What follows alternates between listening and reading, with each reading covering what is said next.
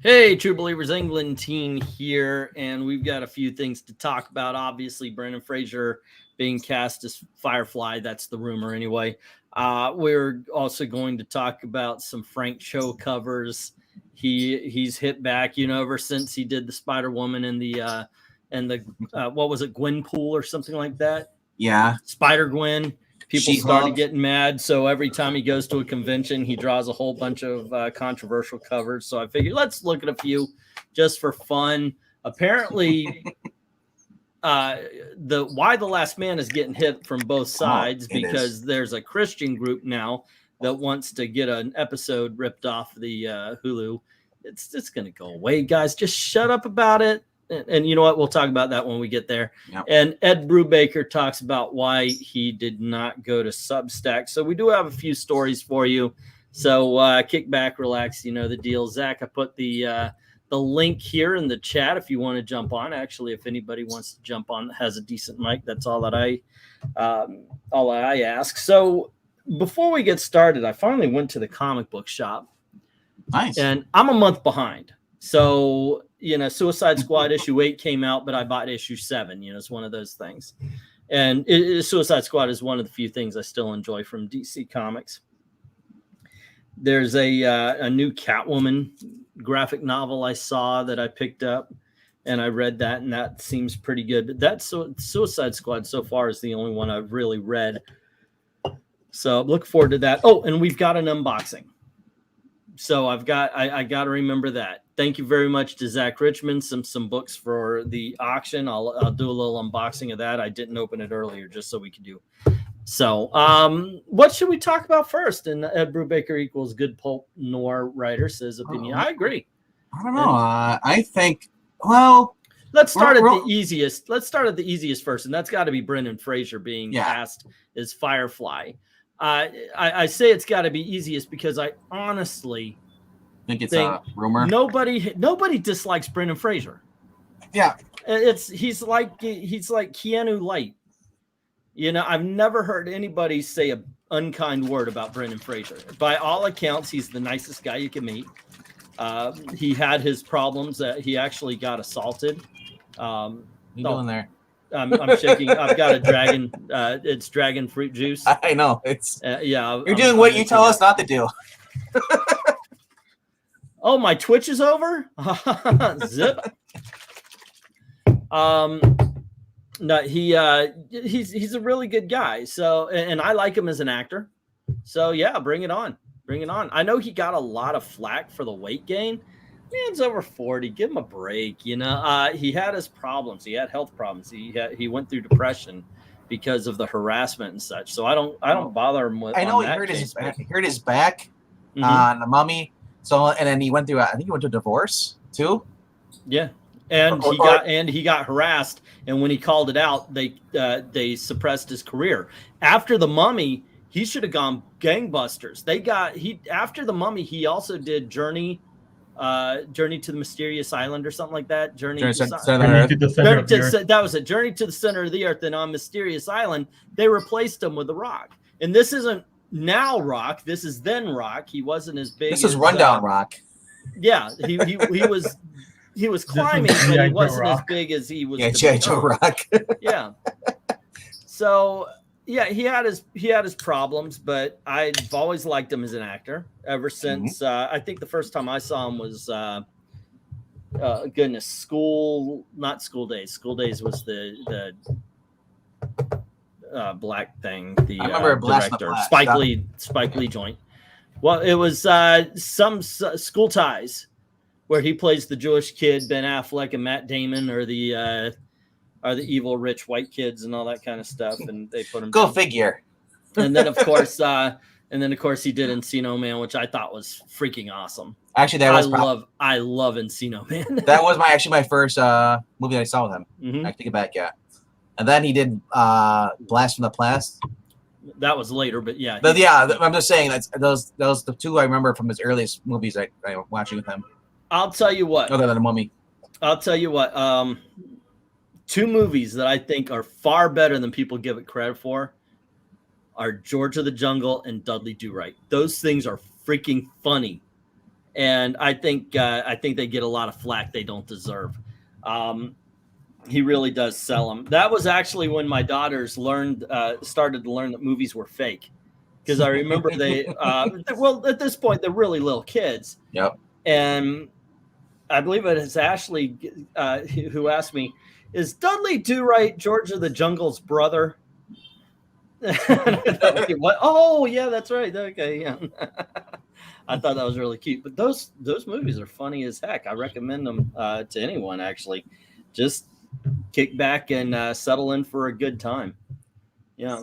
Zach, you're making me feel old. Because I remember wearing the VCR on George of the Jungle. Oh, me too. I remember that too. I've never worn out a VCR before, though. But because of my kids, they really like that. Yeah. Mm. They like Georgia. They liked Dudley Do-Right a little bit more than they did George. My sister, one of their friends, had a kid, and that kid was obsessed with the Santa Claus story too. Santa Claus, and because everybody has those vans, it has the DVD players in it, so she was always watching it over and over and over and over. It's like in the van, he's like, I hate this movie. You can get that way if a kid likes a movie too much. You end up watching it far more than you ever want to. The worst is, and I don't know what the new show is for kids. Like back in the day for us, it was Blue's Clues and Barney the Dinosaur. And I remember there would be times where they would sit down to watch the show, and okay, Gail's at work, so okay, Barney's on. I'll put on Barney, and I'll sit there and I'm reading my book or doing whatever, and Barney's on, and I'll sing the songs with her. If she needs to play the game, that's fine. But sometimes we would put it on and she would walk out, and I wouldn't realize that I have been sitting for 20 minutes watching Barney by myself. That's the big joke that that kids play on their parents. But look, here's the thing. I'm not mad at the Batgirl movie. I know it's another gender side film, and I don't understand why they feel they have to do that. They are going to put the red wig over her, and that is the original Batgirl, by the way. She was not always a natural redhead, and I like the fact that she wasn't, because the red hair is part of the disguise. So I'm not, and they said that they're going to include the red wig, so I'm fine with that. Brendan Fraser is never a bad addition. If you guys are watching Doom Patrol, you know that he's kicking ass as Robot Man. Just his voice. And that's the thing. You're not seeing my camera. Just hearing his voice. Well, and I would also have to say the guy in the suit sells it as well. So the two of them working together create one really good character in Robot. So I haven't heard anybody say one word about this being a bad idea. And this whole conversation makes me want to do, I mentioned how I want to do really that goods, but for actors and actresses. Now I want to do Brendan Fraser. It just makes me think those, like him cast as Firefly. It's like they better have a really good story, unless he's the original one. He's retired, and this is a new legacy taking over, and they need him. He's a small cameo or something like that. But like, I don't know. It's like, remember, I don't want to criticize his weight, but he is up in age, and stuff. I'm just thinking, like, you're gonna have this little girl go up against Brendan Fraser. Yeah, well, I felt that about all action movies with women in it. But then again, they're using gadgets, so. There's I think it's called First Strike, but there's a Jackie Chan movie, and he comes into this hotel and he has to fight these two goons. One of them is huge. So Jackie Chan runs up to him, Kia! And he kicks and he flies back because he cannot move this guy. As a matter of fact, he ends up throwing Jackie Chan into the ceiling. And that's the way it's going to be with, like, in real life. God, hey, she's very skilled. We get that. But size comes into play at a certain point. I can only say if she's using a glass, maybe using a lead pipe, or using taking out the kneecaps like Billy Jack does. One thing, when I was in Thailand, so many people, half my size, wanted to fight me, and some girls wanted to also. Oh, my Thai, we want to fight. I'm like, no, I don't want to fight you. because over here we understand that if a big guy fights a little guy, there is no win for the big guy. He either kicks the shit out of a little guy and goes to or jail. gets his ass whipped by a little guy. There's no win. So I could only think of, look, I understand there's some MMA females that could probably whip my ass if you're playing by the rules. But if you're not playing by the rules, you use your freaking weight, you get down on, you break their arm as quickly as possible, and then you smash them until the brains are in the freaking cement. That is possible to do because of just the size. One of the reasons I like how Ram V would write the Catwoman books, you know, he was taking the fact, you know, she has to hit, you know, do sneak attacks, you know, has to use equalizer, has to stuff. Because, and I think that would be great if they made her that kind of fighter. Yeah. So yeah, the Brendan Fraser story to me is a non-story. Bring it on. I'm waiting to see it. Let's go. To me, that's one more reason to get excited for this movie. What do you think, Zach? You just jumped on. About Brendan Fraser playing Firefly. Yep. Dude, I'd be interested in that. Actually, I'm at this point. I'm ready for any Batman villain that isn't named the Joker. Yes. Yeah. Good Lord, he's been done to death. Just like, you know what? I thought the best. I don't know if you guys remember this, but I was so disappointed by the story of not really, but it wasn't what I wanted. Batman Arkham Origins. Love the game. I do. I've played the hell out of it, but I always thought the story was a miss because ultimately it went around to the Joker. Yeah. I thought the best way they could have done it, they could have done a prequel and a sequel all in one where the Joker's dead and Batman Origins has all of the villains in the wake for the Joker, and they're talking about the first time they meet the Batman. So we could have gotten Riddler. We could have gotten the first appearance of Penguin and Two-Face, you know, all these. And throw in a couple of Polka Dot Man, Quilt Guy, you know. Yeah. Man, do you know the game I want? Yeah, there's all these smaller villains, and they're really cool, like Professor Pig. I think if you did Professor Pig right, that would be a creepy in Arkham movie. Knight, he was freaking creepy. Did you play the game? Yeah, that was amazing. And he was in Gotham as well, and he was creepy as hell. I want Rise of the Demon. Give me Ra's al Ghul. And then having him, you know, for their first meeting and all. And you can even have a co-op if you want to have Batman and Robin or Nightwing coming in to help you with, you know, whatever. Obviously, they're not gonna. It's not gonna be comic book accurate. They're gonna change it, you know. But I would so love to have to do something with you know, with the Lazarus Pits and this deal with Ra's al Ghul, because you know, and you could have other villains in there too. And plus, going up against Bane, you know, just. Well, as far as the Batgirl is concerned, yeah, Firefly, that's hot. I didn't actually mean yeah. He's on fire tonight. Look, honestly, that's probably Brendan Fraser's Firefly. That's the thing about that movie that probably excites me the most at this point.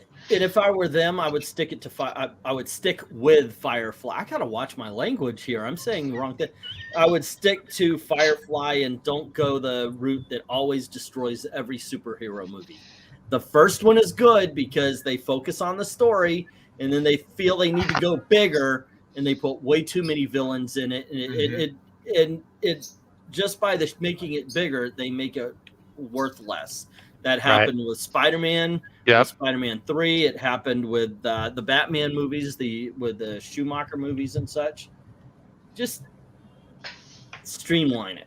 If you need to, bring in another villain as a subplot, and then have it pay off in the next film. But yeah, you trust any filmmakers to do Ra's al Ghul right? Not since Chris Nolan did, actually. I liked Liam Neeson as Ra's al Ghul. I really like the way he did it. I feel like I'd be judging any newcomer against him. I'm gonna go with I really do have this feeling straight across all of media that says be careful what you wish for. I'm sorry, but that's the way it is with movies as well. There's a bit of a debate going on in our DMs. I had to pull people apart because it started getting less about the movie and more about personal stuff. I don't like that. You know, argue the movie. Don't say someone is less of a person. I keep saying, take it to Thunderdome. Put your money where your mouth is. Apparently Dalton didn't like the Dune for the way it treated the source material. I am not. Really? Jimmy Yeah, did. You know, I'm not married to the source material. I No. hated Dune for 40 years because of how bad that first movie was. I watched it. It's one of the most boring pieces of crap I've ever seen. Now, granted, I was only about 11 or 12 when I saw it, but it was horrible. So I had associated Dune with boredom for the last 40 years. And I actually had to force myself to watch this movie. So I was not excited for it. No So I won't give any spoilers. No spoiler. I haven't seen. I'm waiting to go see it in the theater. I will say this: I am excited to see where this movie goes. I want to see the sequel. So I've heard a lot of really good things about it. A lot of people I know who read the books were really excited about it. I did see the trailer, and I gotta say, with having what's his name in there, Aquaman guy, Jason Momoa. In there, and he looks his partner, and the fact that there's probably gonna be a giant battle scene in the desert, which kind of reminds you of the Mummy 3 or whatever. Yeah, he plays Jason Momoa. Yeah, so, yeah. So I mean, it looks like it's better than, because I've seen parts of the original one. I know what you talk about. People's like, oh, I love Dune. I'm like, I don't even want to go read the books if the movie's that bad. Because sometimes the books are left out what's in the movie, and what gets me is I've seen that work. I've seen books and movies that some are just, they blow the book out of the water. Some are literally in Jaws's case, and some movies, of course, tank as far as hey, this the movie, of course, is really bad. The book was really good. I read the book Battlefield Earth. And I liked it. I mean, it's like it's this thick. You could definitely use it as lifts if you want to appeal taller on a date or something. It's a huge book, and I got to admit, I had it read to me. It was on my newspaper route in Tallahassee, and I listened to the audiobook. I thought it was brilliant. So I'm like, wow, this is freaking awesome. I can't wait for the movie. Right. And the whole thing is, this is a worldwide book. Some of it takes place in Scotland. There's so much more world building. There's so much more lore. Lore. It's just such a better book than it was a movie. And then John Travolta makes it, and this is how we're going to act. And it was like, oh my gosh. Oh, was it Grease Lightning in space? Yeah, right. Opinionated junkie Jason Momoa can't act. I think he's going to be a personality actor. There are just some people like that. I think Harrison Ford and oh goodness, Humphrey Bogart. They're also personality actors. He's kind of like The Rock. The Rock is pretty much the same in every movie he does. That's true. That's true. But now see this Black Adam, movie might be different though. This might be the first time he actually has a serious role, and that's not a comedy then.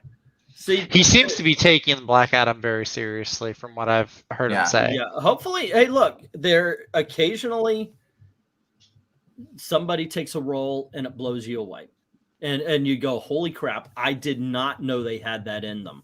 Mm-hmm. There is a very brief scene starring what's his name? The goodness gracious, I can't even Drax. Dave Bautista. Dave Bautista. Yeah. If you ever watch, speaking of Dune, the director also did Blade Runner 2049, and he has a very small role in that thing. Yeah, the beginning. And you feel for him. Yeah. So the acting job Bautista does in that movie, you connect to him immediately. You do not want what's about to happen to him.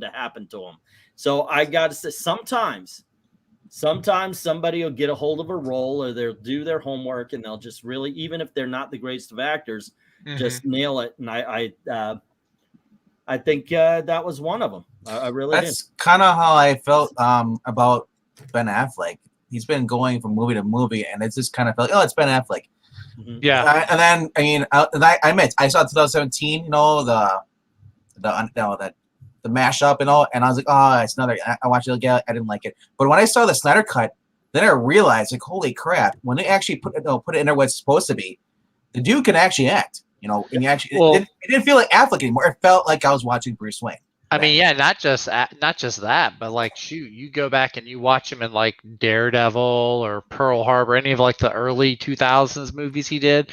Compare them to something he did now, like Argo or even Snyder Cut, anything like that. Ben Affleck, Yeah, Count It. Yeah. Ben Affleck won me over as an actor in Hollywood land. I mean, I saw his movies before, and some of them were entertaining, some of them were crap, but I went, holy crap, he's learned how to act.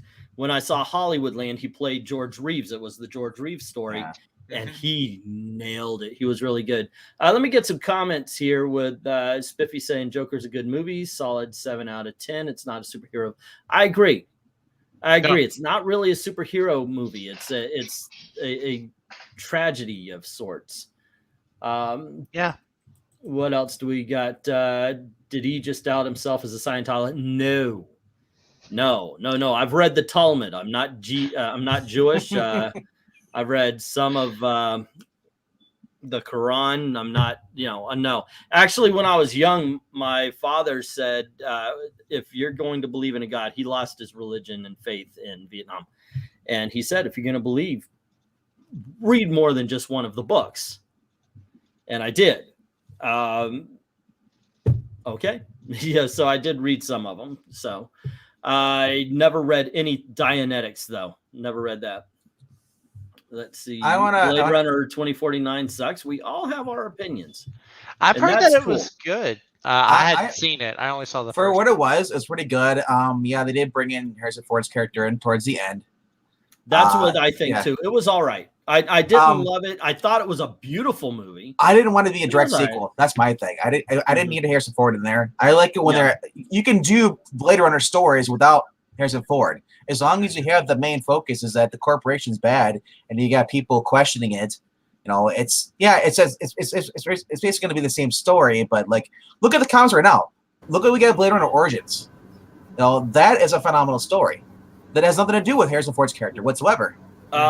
I agree with LK. Vin Diesel is also a Babylon AD. Nope. Wasn't that him in there? Well, that's not what he's talking about. No, I know. I'm just saying. Let me finish, and then you can jump in. Maybe there will be some coherence. But he is a personality actor, and he did a movie called Find Me Guilty, where he plays an Italian lawyer who he is taken in on the RICO Act with a whole bunch of other mobsters, and the mobsters don't like the fact that he is trying to defend not only himself but everybody else. And so it's all right. It's fine, but he is definitely a personality actor. He's an action guy. I think Vin Diesel is going to have to go to voice work and bow out because eventually he's going to get too old. And well, I think they're finally getting ready to I say finally. They may go on for 5 more movies, but I think they're coming to an end of the Fast and That Furious. last movie blew chunks. When he gets older, I love it. I love it. I'm sorry. I love it. I have a soft spot for him. When he gets older, he is going to be the new Soprano. It's all about family still. It's all about family. You learn a lot of things on your way to 500 fights. What was that for? Knock Around Guys. That was that one. Yeah, he's been in arguably some good and some bad. I mean, I liked him in that the Last Witch Hunter. I thought it was good. People hated it. It was all right. I know I started this particular segment off as books that were better than the movies and books that were worse. We went way off the rails on that one. We're wrapping up the Brendan Fraser thing. Nah, we did wrap up the I'm just saying wrapping up. Dude, let me go. All right. I was talking first and you interrupted me. All right. But no, that's where we're. Fast and Furious is a superhero franchise now, says LK. They went to space on purpose, I think, to show off how crazy the movies could get. Because all throughout the movie, they are mentioning how we never get hurt. We should have been dead, but we never get hurt. So I think they were really screwing around with how ridiculous it got while pushing it to ridiculous lengths. Yeah, well, every movie is trying to outdo the craziness they did in the previous one. Yeah, it's been like that ever since 5. So. Rumor has it Hickman was behind the last of these sequels. So that's why they're getting worse and worse. He's taking what he did to the X-Men and putting it into the Fast and Furious. LK says, I think it's far easier to find movies that are better than the book. Those are few and far between. Rambo was better than the book. Now you're just trolling. Come on. First Blood it was based on a book, and I do think that the movie was better. I will go that. I will say that. They kill him in the book. Oh, okay. And, well, I'm sorry to spoil that, because it's actually well known that the original ending of First Blood had Sylvester Stallone dying. Oh, okay. I like the fact that he was arrested, because I like the idea of him having a second chance, not necessarily to go to Vietnam and win the Vietnam War single-handedly. Do we get to win this time? Dude, you were a soccer coach in Vietnam. What do you want, to win the girls' finals? It's just, come on, man. But yeah, that was actually one. Jaws, I thought the movie was a hell of a lot better than the book. I hated the book. I read it, I'm like, there is not one good character in Chief Brody, Hooper, all of them are characters. Hooper, I love the movie. In the book, Hooper and Brody's wife have an affair. Why do you need that? Why is that there? Dang, Hooper. Jeez. I know, right? I do like Jurassic Park, the book, a little bit better than the movie. Except for the kids. The kids are obnoxious in the book. You almost wish the kids would get eaten. But The Lost World, actually, I think I prefer the book version of that one, too. Yes. Because in the movie, they do the thing where they get off the island. Once you get off the island, my interest has got a very short attention span. So, I mean, just stay on the island. That's all you got to do. But, I like the part where they go into the... Oh, do you? Yeah, I do. Once they get to the city, I'm like, okay, T-Rex runs around. But I'm just like, okay, let's wrap it up. Did you ever read The Running Man? Yeah. I like... Okay, this one is difficult. This one... Running Man book versus movie. The premise of the book is better than the premise of the movie. However, the movie is so intensely fun and stupid. I actually I will watch the movie. It's just so much. It's so much more fun. But the Running Man in the book is all over the country. You travel all over the country. The only thing is every day you have to send a videotape into the TV studio, and using the clues from the TV studio, people find you. So you're actually running all over the country. And if you last like 30 days or something like that, then you win the prize. Yeah. Instead of running through a death maze like they've got it in the movie. So I do like that a lot better. I think there's a good movie to be made where you're actually using the premise of Running Man, the book. But, you call him Zero. What was it? Now he's just pure, I don't know. Now he's absolute zero. Oh, you call him Sub-Zero. Now he's absolute zero. Plain Zero. What was it? Plain Zero. Plain Zero. There you go. I don't know. Freaking funny as hell movie. I love it. Yeah, because otherwise, if the book premise kind of remind me of like Death Race 2000, driving around throughout the country, like Rat Race and all. That's why I'm kind of glad they did it just in a studio. But I think both the movies. Jim's saying that the Jurassic Park books and movies are boring. I disagree, but as a matter of fact, most Americans do, considering that. But hey, people have their opinions, and that's cool. That's cool. I just I lost my train of thought. So there you go. I was going to say something because I was still thinking of Running Man. Marvel Alliance Civil War was better than the comic and film. It was definitely the better game. than I didn't like the game too much. Ultimate Alliance? Yeah. Ultimate Alliance was good, but the one where they did the Civil War, the second one. That was kind of weird. I liked parts of it, but I didn't like other parts. Yeah. Okay, I see what you say in the chat there. Lord of the Rings is another one. The movies are great, but the books are eminently so much better. I have never made it past Bomb, whatever his name is. I listened to it on audiobook. I just listened to the I've done that. one. Yeah, Amazing. I had the audio. I had the BBC radio play that it was. I don't know why I'm doing this because it came in a box. when I bought it. But I had the audio play, and I listened to that in the car, and it had Bombardier and all that. I don't know what his name is, but when I read the book, I'm like, so boring. Let me put on the movie. It's just, it doesn't hold for me. I'll listen. I will get flack rates, but I like the 1977 Hobbit cartoon better than the Hobbit movies. I know a lot of people. A lot of people say that. Yeah. I don't know why. I just really do.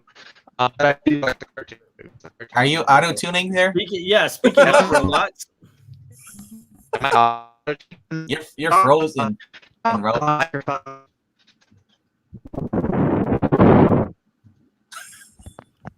Anyway, maybe that's God telling me to keep my opinion to myself. That's everybody. It's not just God. That's God saying, "Get off Lord of the Rings. We had enough." Yep. Let's see. They also took stuff from Jurassic Park book and put it in later movies. I liked it. I liked the book because it had a lot more of the pseudoscience to explain it. It was a lot more fun. Hey, Breen, why don't you come in here instead of forgetting to come in here? Yeah, come on in, man. Jump in. We're talking about a few things. As a matter of fact, we're going to move on to another one because I think this is kind of funny. Everybody knows, and it was talked about last week. We'll talk about it again a little bit here. But why the Last Man? Let me tell you something you didn't know. Hey guys, why the Last Man? They made a TV show. It's over on Hulu. I don't think anybody knew that. Yep. In all honesty, I don't think they did not exactly promote this TV show. So I don't care what the director says and all these. You know what? I don't think enough people cared about the show in the studio. I don't think they had confidence in this thing. Seriously. Because I had to find out. I turned on Hulu and I saw it there. It wasn't, I saw no announcement. It wasn't anything. Me and Gail were going to watch a TV. We were watching Handmaid's Tale. And I was like, oh, why the Last Man? It's on now. Holy crap. Yeah, that's the thing. There was no TV commercials, no TV cable network spots. There's no advertisements, billboards. That's weird. Mm-hmm. You know what other people found out? Through Bonnie Comics, where they just ripped on the series. Well, that's. I mean, to be fair, these guys do not put in, and it's not just Why the Last Man. A lot of these shows that come on here, they don't really advertise. I see more advertisements on Instagram for What We Do in the Shadows. No, mm-hmm. I see that. That's Ethics. The same freaking channel company. So it goes on for a couple of episodes, and then we get it's canceled after one season. Why the Last Man is canceled. Wow. Now look, it even the book has female politics in it, and you just can't get away from it because it's a book where there's only one male character. Mm-hmm. So I get that there was, but the book is so much better at it because it understands story comes first. There is a character in this book, in this TV show that's in the book. It's a scientist, Dr. Man, and she's okay in the book. She was insufferable in the TV show. Every time she came on screen, I wanted to throw a brick at it. I didn't mind her because she reaffirmed that the main character is an idiot, like they do in the book constantly. But a lot of people called Why the Last Man woke, and I said sometimes they get to the White House, and yes, you hear a lot of the woke politics from the left politicians and everything. But for the most part, it did not overpower the story until they met Dr. Man, and then this show went off the freaking rails.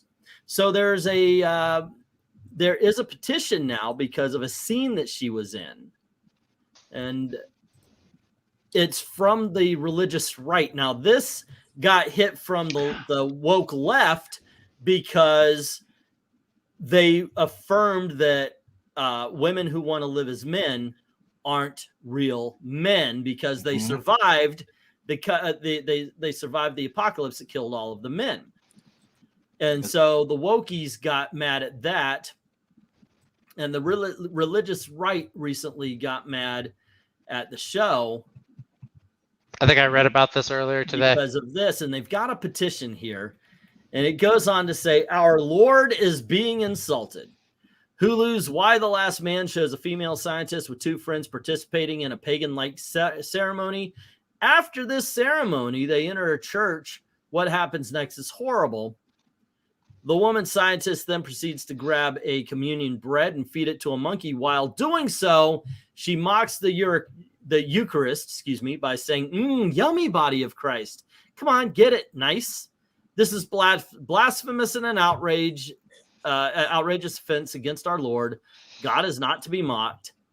And tell the producers of Why the Last Man this is unacceptable. How about if you just tell them you're fired? I want to point out in the comic books they were this is a probably adapted part from the comic books. Remember when they went to the Washington Monument? They had all the victims on there. Well, instead of like doing that, it's somewhere else. And York sees them, and people are going up there, and they're just have a candle, walking in a circle, and I forget what they're singing. They're singing was it Radiohead? Or something like that. It was some song like that. And I didn't see the TV show. Well, I stopped. Oh, you stopped. Okay. Well, like I said, then they're being pursued by 2 soldiers, so they had to go run for refuge. So they found the abandoned church because their churches aren't being used in this because everyone without a man in the world is pretty much freaking batshit crazy. You're right. Where are the feminists getting mad at this? Because men are gone, women went nuts. The Amazons are freaking. They don't like other women. They don't. They prefer. They say that men are evil, and the fact that women who still pine for the men are being put down by these women. Same with the women that were trying to be female to male. They don't like those either. They are and they're painted as a villain. So yeah, it's a whole. Read the comic books, and you might be still offended. It is definitely a crap show. But I maybe I'll go back and finish it at some point. But after watching that girl, I'm like, I will commit assault. I do not want to be that guy. I don't want to be the stalker guy who shows up at convention and go, Dr. Man, smack, you just needed it. Do a pixel you did. You know you did, little lady. Go get me a sandwich. Do a pixel and I do. When we watch Batwoman and stuff, we watch it together and we just kind of laugh at it and point out the stupid things. So that really makes it easier to watch these shows. If you're really offended, if you're watching by yourself and you're not enjoying it, watch it with somebody else. And you both can just sit there and make fun of it. It makes it easier. That would be better. Live it out like a Mystery Science 3000. Exactly, and that's how every bad TV should be. Basically, you should do. You should have Mystery Science Theater. You should have Tom Servo. With you. Exactly saying the Preacher adaptation sucked, but I actually enjoyed Preacher for the first season and a half. I didn't see it past that because I forgot it was on. I remember when that was like a big thing. They advertised the Preacher adaptation. Like that thing got a lot of publicity. But after the second season, I didn't hear much about it. I liked iZombie to a point. The very last season. Until I think I saw it until season 3 or 4 when the vampires took over Seattle. Could they do it now, please? But overall, it was just at that point they kind of lost me. Yeah, the second last season, it was basically about sneaking people across the border into Seattle. I'm like, oh, you guys are getting really into politics now. Before, it wasn't really about that as much. Yeah, and when a show does that, they lose sight of the story. I still haven't watched the last couple episodes of that. It's and I'm the person I even as much as it sucks, I want to know how it ends. I want to know. I want conclusions to the stories I was intrigued into. So, okay, here's a question, and we'll hopefully take us to the 10 or 15 mark. Because one of the problems I have with modern day TV shows is they seem to be coming quickly. Like I have no idea a show is on until it's halfway through its run. Or is there a show that you wanted to see that you had no idea it came out and then you kind of missed it? Because there is one for me. It was called The Gifted. Apparently it was about mutants and all that kind of stuff. Yeah, never saw it. Never. I didn't even know it was an X-Men movie or X-Men TV show until it was already damn canceled. Really? They had Polaris on it and stuff. Pretty sure I told you about it. Just the other year. It might have. It just no. Yeah. And if you're I never saw The Gifted. Hellstrom came and went. You guys did a show on that one. Never saw it. Is there a TV show that, I mean, you might like the character in the comics, but you never watched the show just because you didn't know about it, and by the time you found out it was done, and you just haven't made that leap? I can't think of any right off the top of my Well, head. for me, probably was Agents of Shields. If I didn't even know it was even on until the second season, and I was like, I really don't care about Coulson. Yeah, I actually liked that show, and it really got good at the second season. But That's true. Yeah. Another one, Cloak and Dagger. There's a I TV didn't show see. about. There's a second, maybe a third season of Runaways. I saw the first one, not bad. Oh, I really wanted to see that. I constantly forget that they did a Cloak and Dagger and Runaways. I constantly forget that, and then someone brings it up. I'm like, oh yeah, they did I that. might want to see that. Yeah. What were you gonna say, Evil Black Cat? I think for me it was The Punisher. The which one? Oh, the TV show, The Punisher. Yeah. Both seasons, or I don't remember which season, whichever came out around 2017. LK says, I just never got around to watching The Gifted. There was something on that conflicted. So here's the thing. Do you ever have like, you know what? I think I'm going to start watching Cloak and Dagger today. Because I forget it's on until we have discussions like this. It's like just off into the ether somewhere. Take out a notepad. Right. Yeah, here's the list of Also, I know I don't participate on Extreme Movie Show, but a lot of times I think there's no reason for me to watch something if I'm not going to be talking about it on the channel. I actually think the same way about comics. Why should I be buying something I'm not going to be talking about on the channel? Yeah. It's very weird to get that way. That happens more with the streaming shows. I still need to catch up on The Boys and Man in the High Castle. I am caught up on The Boys. That is badass and awesome. I think I finished Man in the High Castle. I started that one like a year ago, and I still haven't finished it. You know, I actually would have been. I've been doing the opposite. Where I heard about show, but unlike Glinter says, you know, watch it after it's it's done. It'll run and then watch it. You know, if you can avoid spoilers. I like right now The Rookie's been had like 4 episodes out. I've been watching The Rookie. Yeah. I've been busy on Sundays, so what I'm gonna start doing, I'm just gonna burn through them. You know. Yeah. You could definitely do that. It's been pretty good so far. I've been liking The Rookie. Kind of shocking that ABC would make a really good police show in the modern climate we live in. For people who say that Nathan Fillion's too old to be Nathan Drake, well, he's running around every freaking Sunday. That is true. Although I am excited about the new Nathan Drake movie. I don't care for Tom Holland and everything, you know. I got to tell you, and God bless you for being excited. I cannot get excited for this movie. I'm more excited for Mark Wahlberg. I like Mark Wahlberg. Mark Wahlberg would have been a better Nathan Drake. It would have been. It would have been, like I said, it would have been better to have started out with young Nathan Drake, you know, and then go to an older Nathan Drake. But they're not going to do that, though. Okay, Opinionated Junkie is wanting us to watch and have our take on The Fanatic, starring John Travolta. Now, this is a movie directed by Fred Durst of what's his Limp Bizkit. Band? Limp Bizkit. Yeah. You know, for the Yankee. This is notoriously bad. Is it like The Room level bad? Yes. Yeah, it's that kind of bad. Well, I know The Room's good though. So I'm all in on watching The Fanatic. I really am. I think that might actually be fun. I have a better challenge. Can you write a pro SJW show better than they can? Ooh. Yes, I think I could. Because now, when you're saying pro SJW, do you mean a show or a movie or something like that with identity politics that would be better than what's going on now? I can actually think of a couple of them, like Do the Right Thing.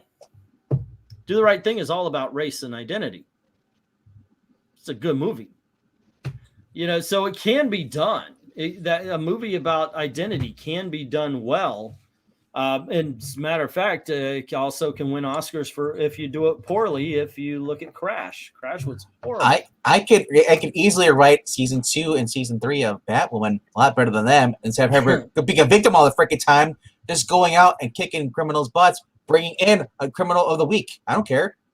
Bring in a new villain, you know, every other episode, and not have her whining about oh, people don't like me because I'm black. I don't treat me like I'm black. You're in Gotham City.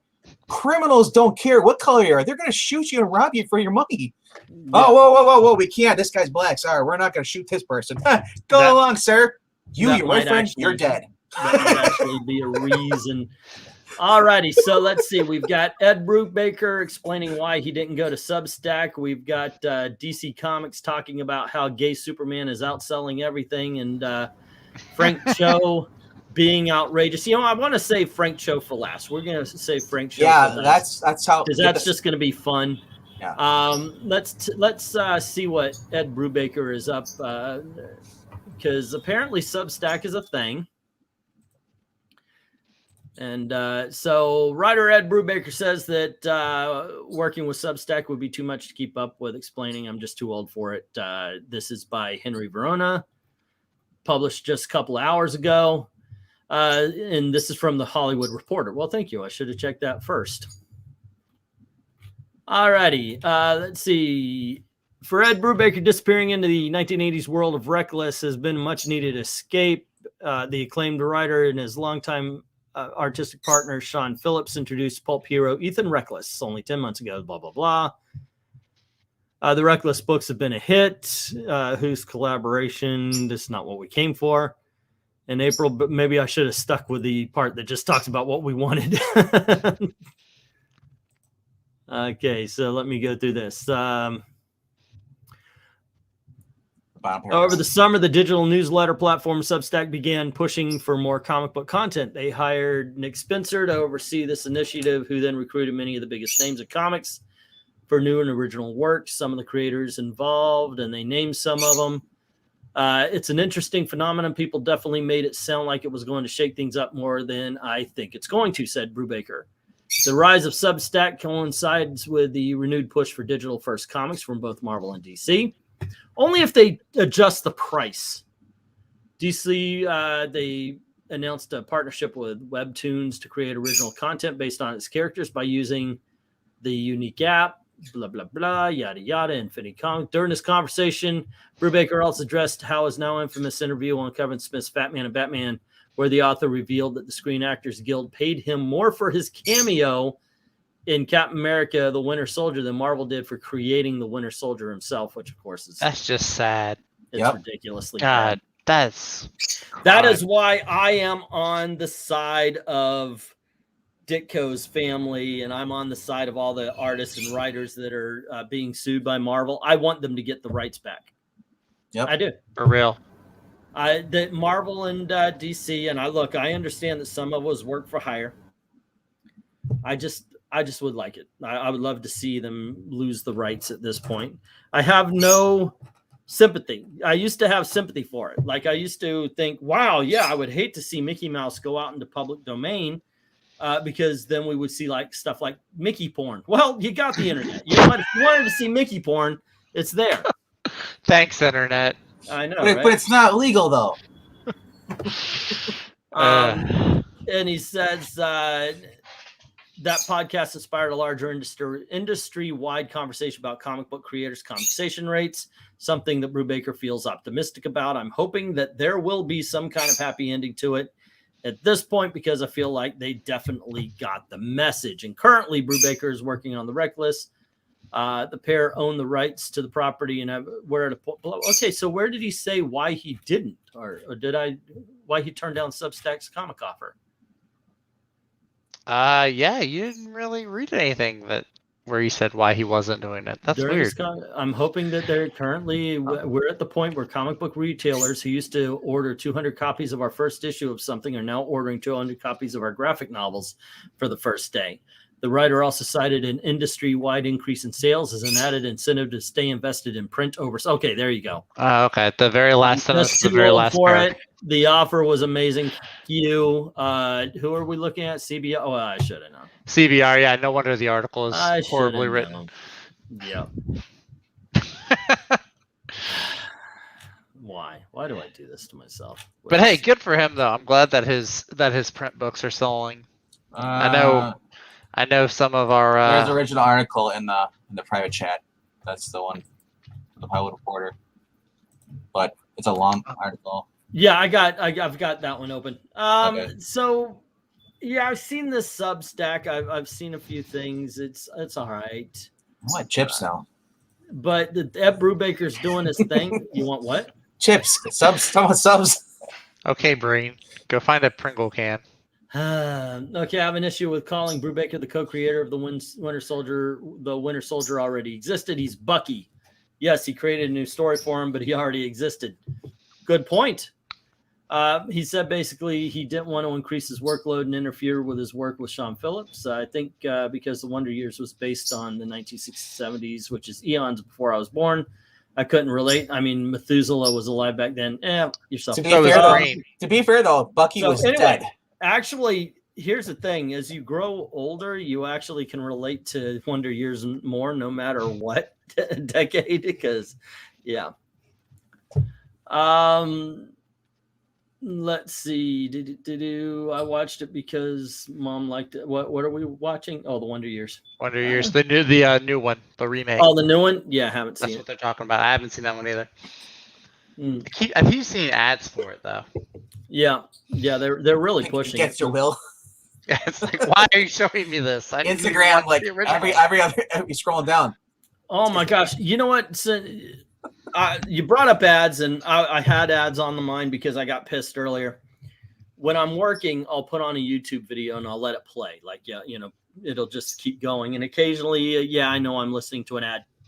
YouTube, could you please stop putting full freaking videos on as a freaking ad? Have y'all gotten that? They're like 3 to 10 minutes. Yeah. Those are normally the ones they give you the option to skip, though, aren't they?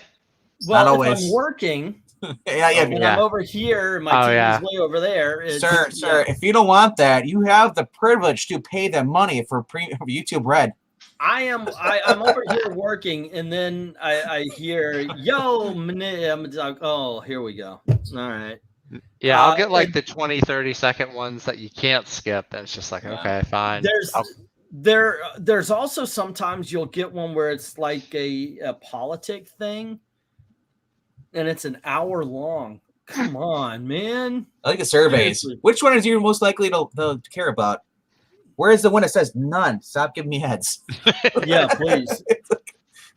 It is ridiculous, man. Absolutely freaking ridiculous. I always get the one is like, there's always that one and this is it's a scam. This guy is like, sign up for my book and I'll tell you the secret how to pick up women, make women instantly fall for you. You'll see it like on YouTube, you'll see it through Instagram. And it's like, I was like, these 3 easy steps, and you guys draws it out like animation stuff. I'm thinking like, there's no. I'll put it. I've got a great ad that I would love. You know what? As a matter of fact, I'm going to kickstart this ad and add everybody as investors, and it's going to go like this: to avoid scams, send $5. Your money goes to fight scams. So I will teach you how to avoid scams that steal your money. Send $5 too. And then I'll just send them a pamphlet that says stop sending money over the internet. I like that. That's good. Yeah. You get scammed. I'm keeping your $5. Is it just me or there are like 3 ads per video now too? Like the ad is more than 10 minutes. It seems like every third video. Here's the thing.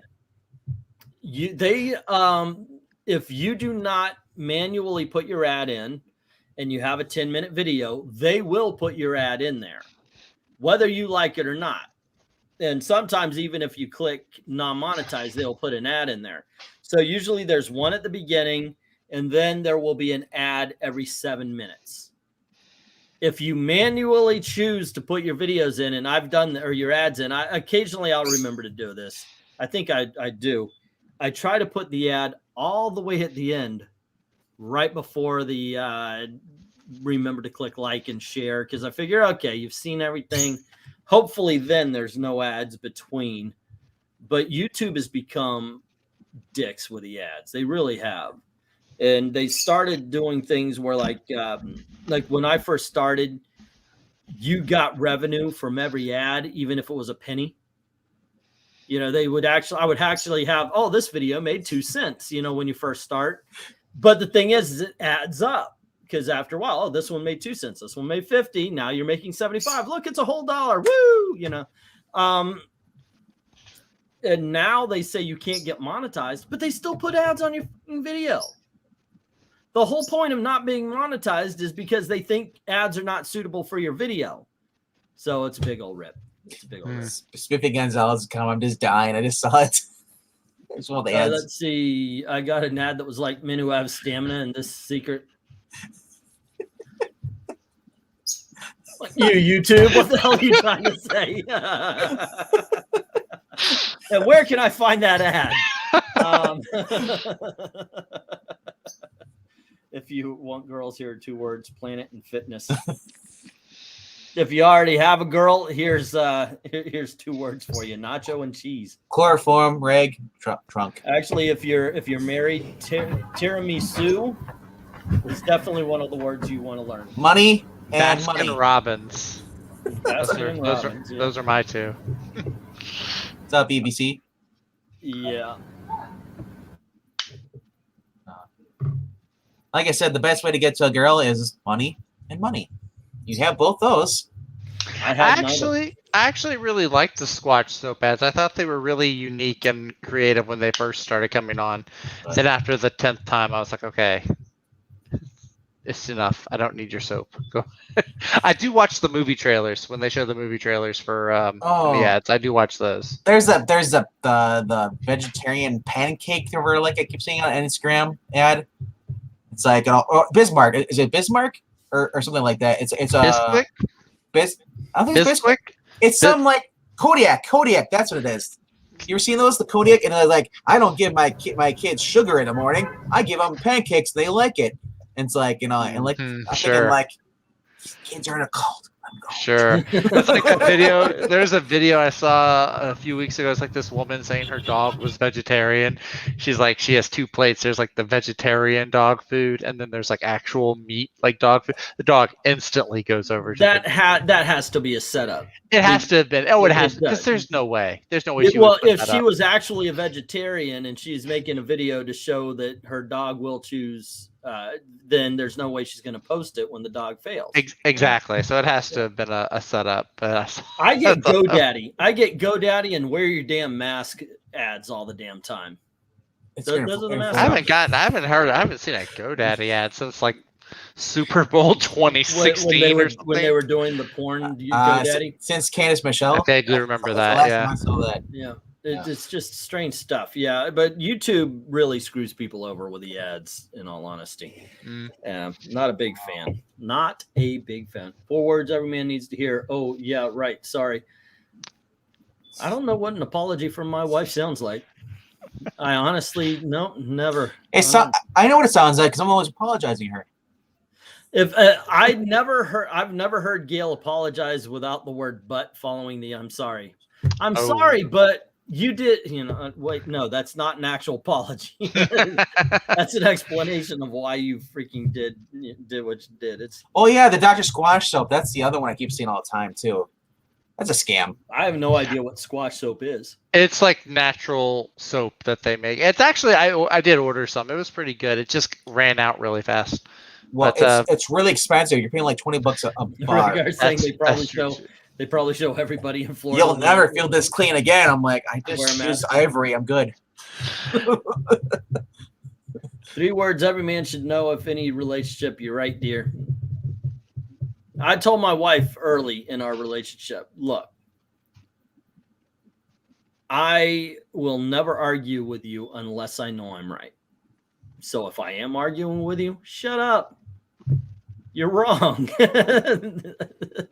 She got mad at that, but then, there was a point where we were talking that a couple of weeks ago, and she goes, "Yeah, you're right." Because every time I've argued with her and she fights me on something, I end up being right, and she gets mad. And I said, "Well, just realize that I've stopped the argument. Because if I'm arguing with you, that's what I mean by the shut up. I don't mean actually, hey, you can't speak your mind."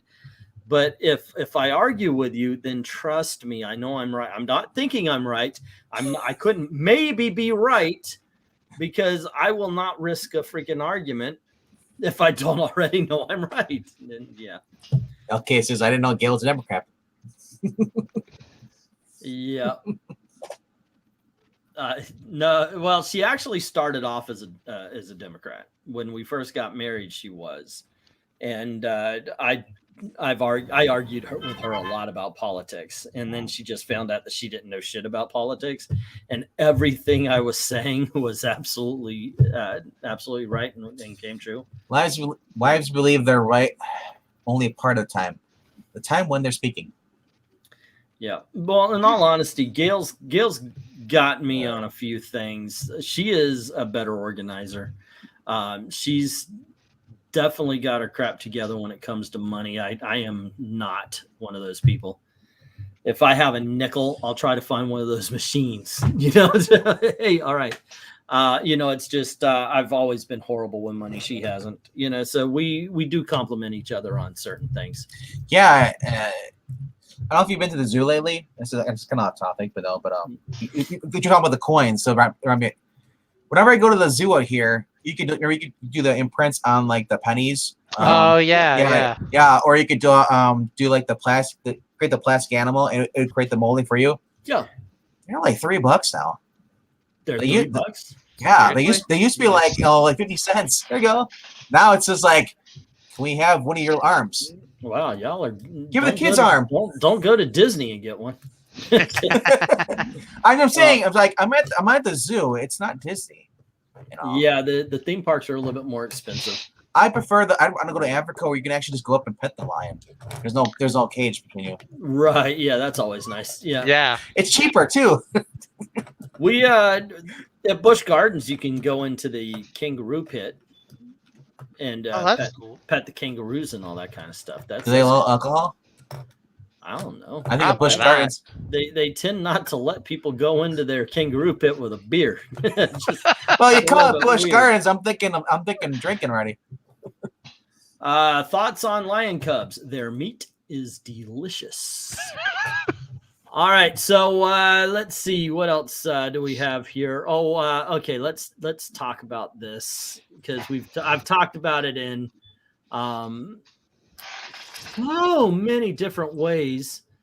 So DC Comics reports they're getting unprecedented orders for the comic where Superman comes out as bisexual. Someone ordered a second copy? Well, here's the thing. Yeah, I know, right? That's one of the things that some people are saying. Well, if they're only ordering 10 copies of this book for their subscribers and they order 20, that still doesn't mean it's selling out or it's not, you know, doing gangbuster business. That's what some people say. Mm-hmm. My thinking is that it's probably more to do with speculation than anything else. What do you think? Do you think there's a lot of people interested in the gay Superman story? I mean, I think probably a good chunk of it is speculation. I read an article. I don't know if it was Comic Book or if it was somewhere else, but they were saying that people are actually going back and purchasing issues, I think like 1 through 3 or 1 through 4, like the previous issues of the Son of Kal-El, because they're like, oh, we missed the boat. Let's go back and buy these issues. So I don't know. I think with this particular issue, I think a large chunk of it is probably going to be speculation. As with most big issues, I mean, that's sadly just the way it is. Yeah, it's not so much issue number 5. How is issue number 6, 7, and 8 going to sell? And are we going to see rises? Look, we could be wrong. And I hope the story is good enough to push sales. I have no faith in it. Let's see. Blah, blah, blah, blah. Shook it up. November number 5 with excitement building until the release of landmark issue and demand at an all-time high. DC revealed orders have eclipsed those for the title's very first issue. And I mean, how low were the sales of the previous 4 issues? To help fans catch up on Superman Son of Kal-El, DC is reprinting the issues 1 through 4 and encourages fans to put their orders in by October 30th. Okay, let's see. Another new addition to the Superman Son of Kal-El reprints is the Pride logo that will be found in the upper left-hand corner. I've always said everyone needs heroes. Everybody does have heroes, you divisive people. Everyone deserves to see themselves in their heroes. It would be great if people understood that what was inside was more important than who you are is more important For than real. what you are. You have no control over what they're talking about, and they're trying to make it seem as if that's the most important part about you. Let's see. That's why people like Tom Taylor are truly bigots in this world. Yeah. Let's see. I'm very grateful DC and Warner Brothers share this idea. Superman symbol always stood for hope, truth, and justice, or truth, justice, in the American way, in all honesty. Today, that symbol represents something more. You fucking dumbass. You bigoted dumbass. Well, he's from Australia. He can't be expected to understand the American way. Bigoted dumbass. Hope, truth, and justice, and now it stands for more. Oh, justice with a modifier is not true justice, you ignorant asshat. God, you know what I want? There's another person I want. You know, God bless the comic convention in Orlando that has Dan Slott and Tom Taylor. I'm incredibly honored to be working beside Tom on the series, blah, blah, blah, yada, yada.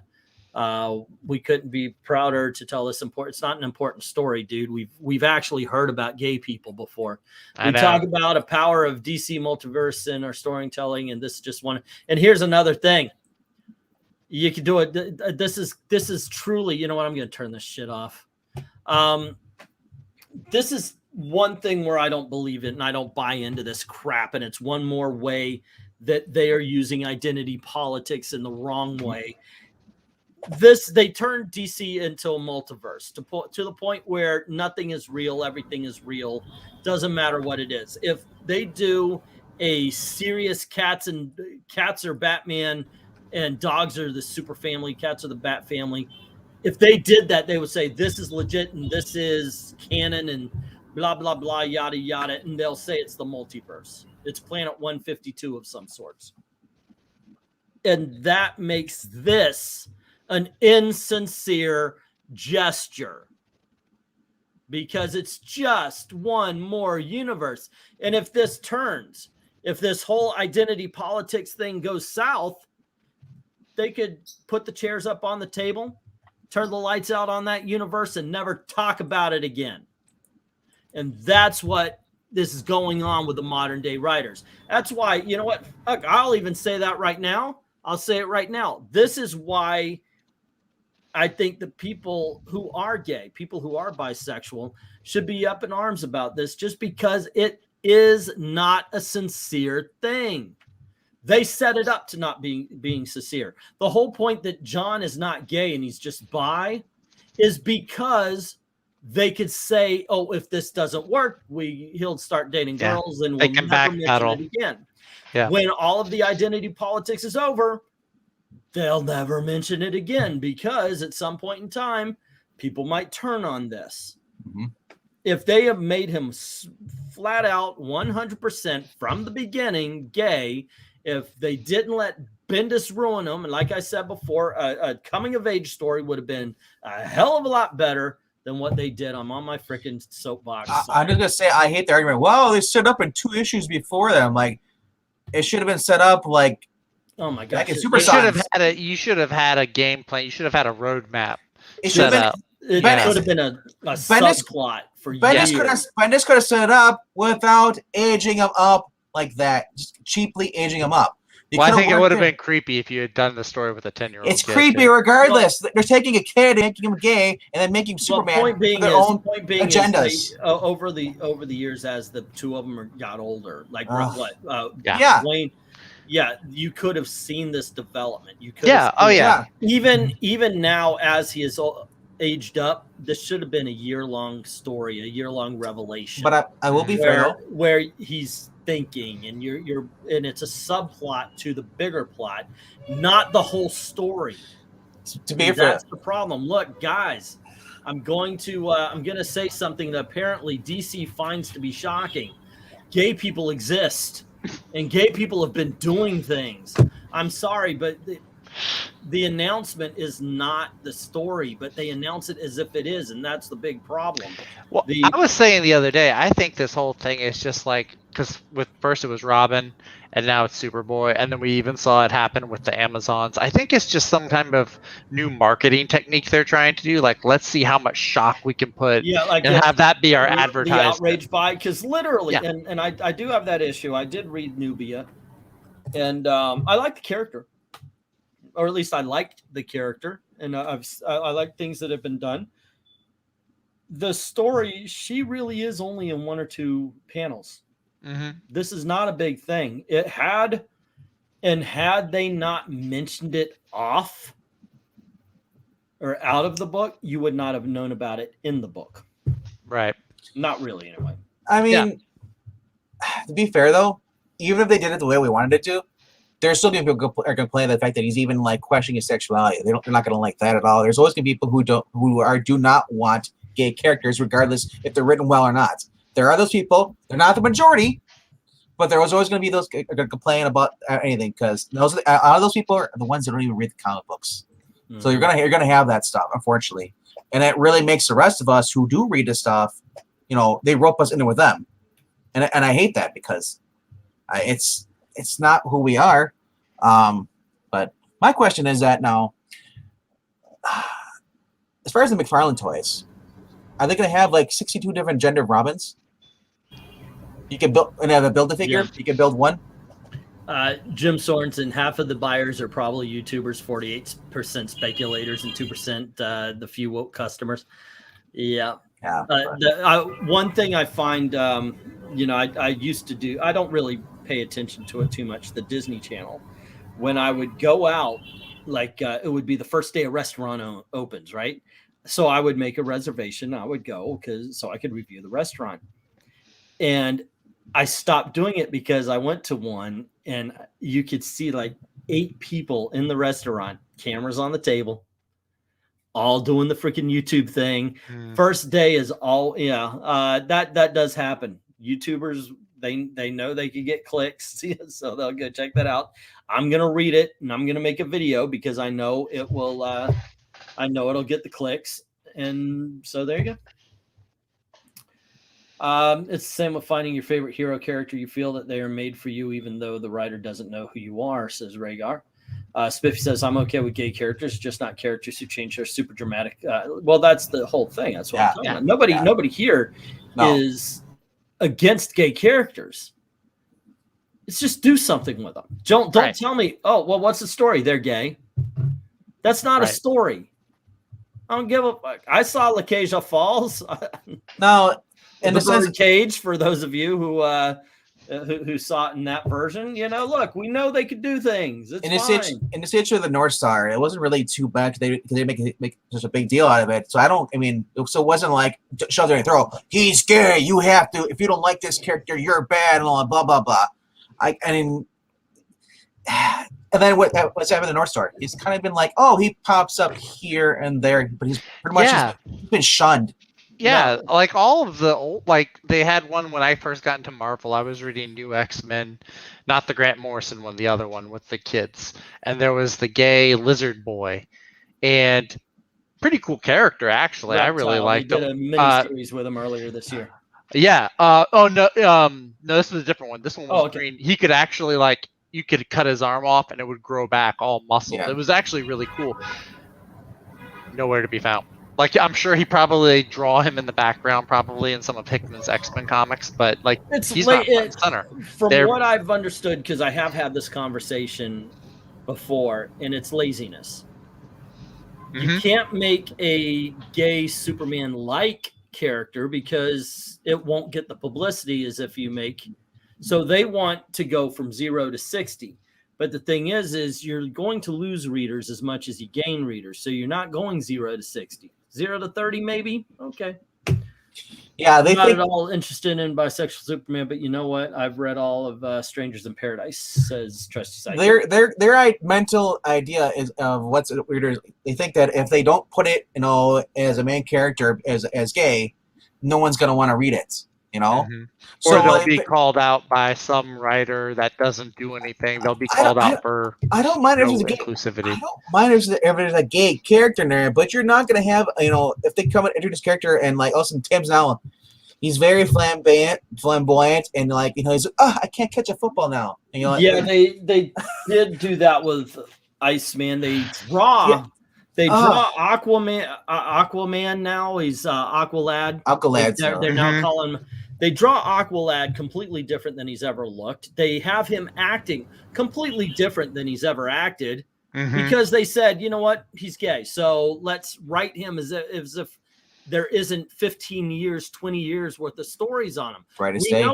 We know his character. We know how he acts, but they're not allowed to because, okay, you have to act a certain way and look a certain way if you're gay in this.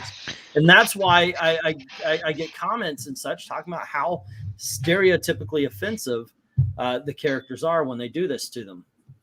Yeah, I know is the character you're thinking of. I know. Yeah, that's him. That's there the guy. you go. Yeah. Well, and hello to Almighty Jack. And I don't know. I've spoken about this a lot. When the book comes out, we'll check it out. We'll see. Hope, fingers crossed that we are blown away. You know what? I want to be wrong. Hey, in a world very, where very wrong about Jenny this. Hex was a good book, I'm willing to have my mind open, but I don't have a lot of faith. I'll be right back. I can't wait to get to build a figure. You can build like Tom Taylor or Brian Michael Bendis. Brian Michael Bendis is Terex. Oh my gosh! No, Hugo Strange. Because imagine if they did that with the new Warriors, the build a figure.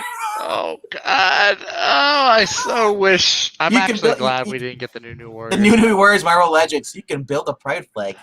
No, Blitzer. The character's name was Knoll. I think it's a type of lizard or frog. It was a new X-Men character. He was Squeedle. the gay character. He was pretty cool. His whole storyline wasn't just, hey, I'm gay and I'm here. Like, he had an actual character arc in that series. That was canceled too soon.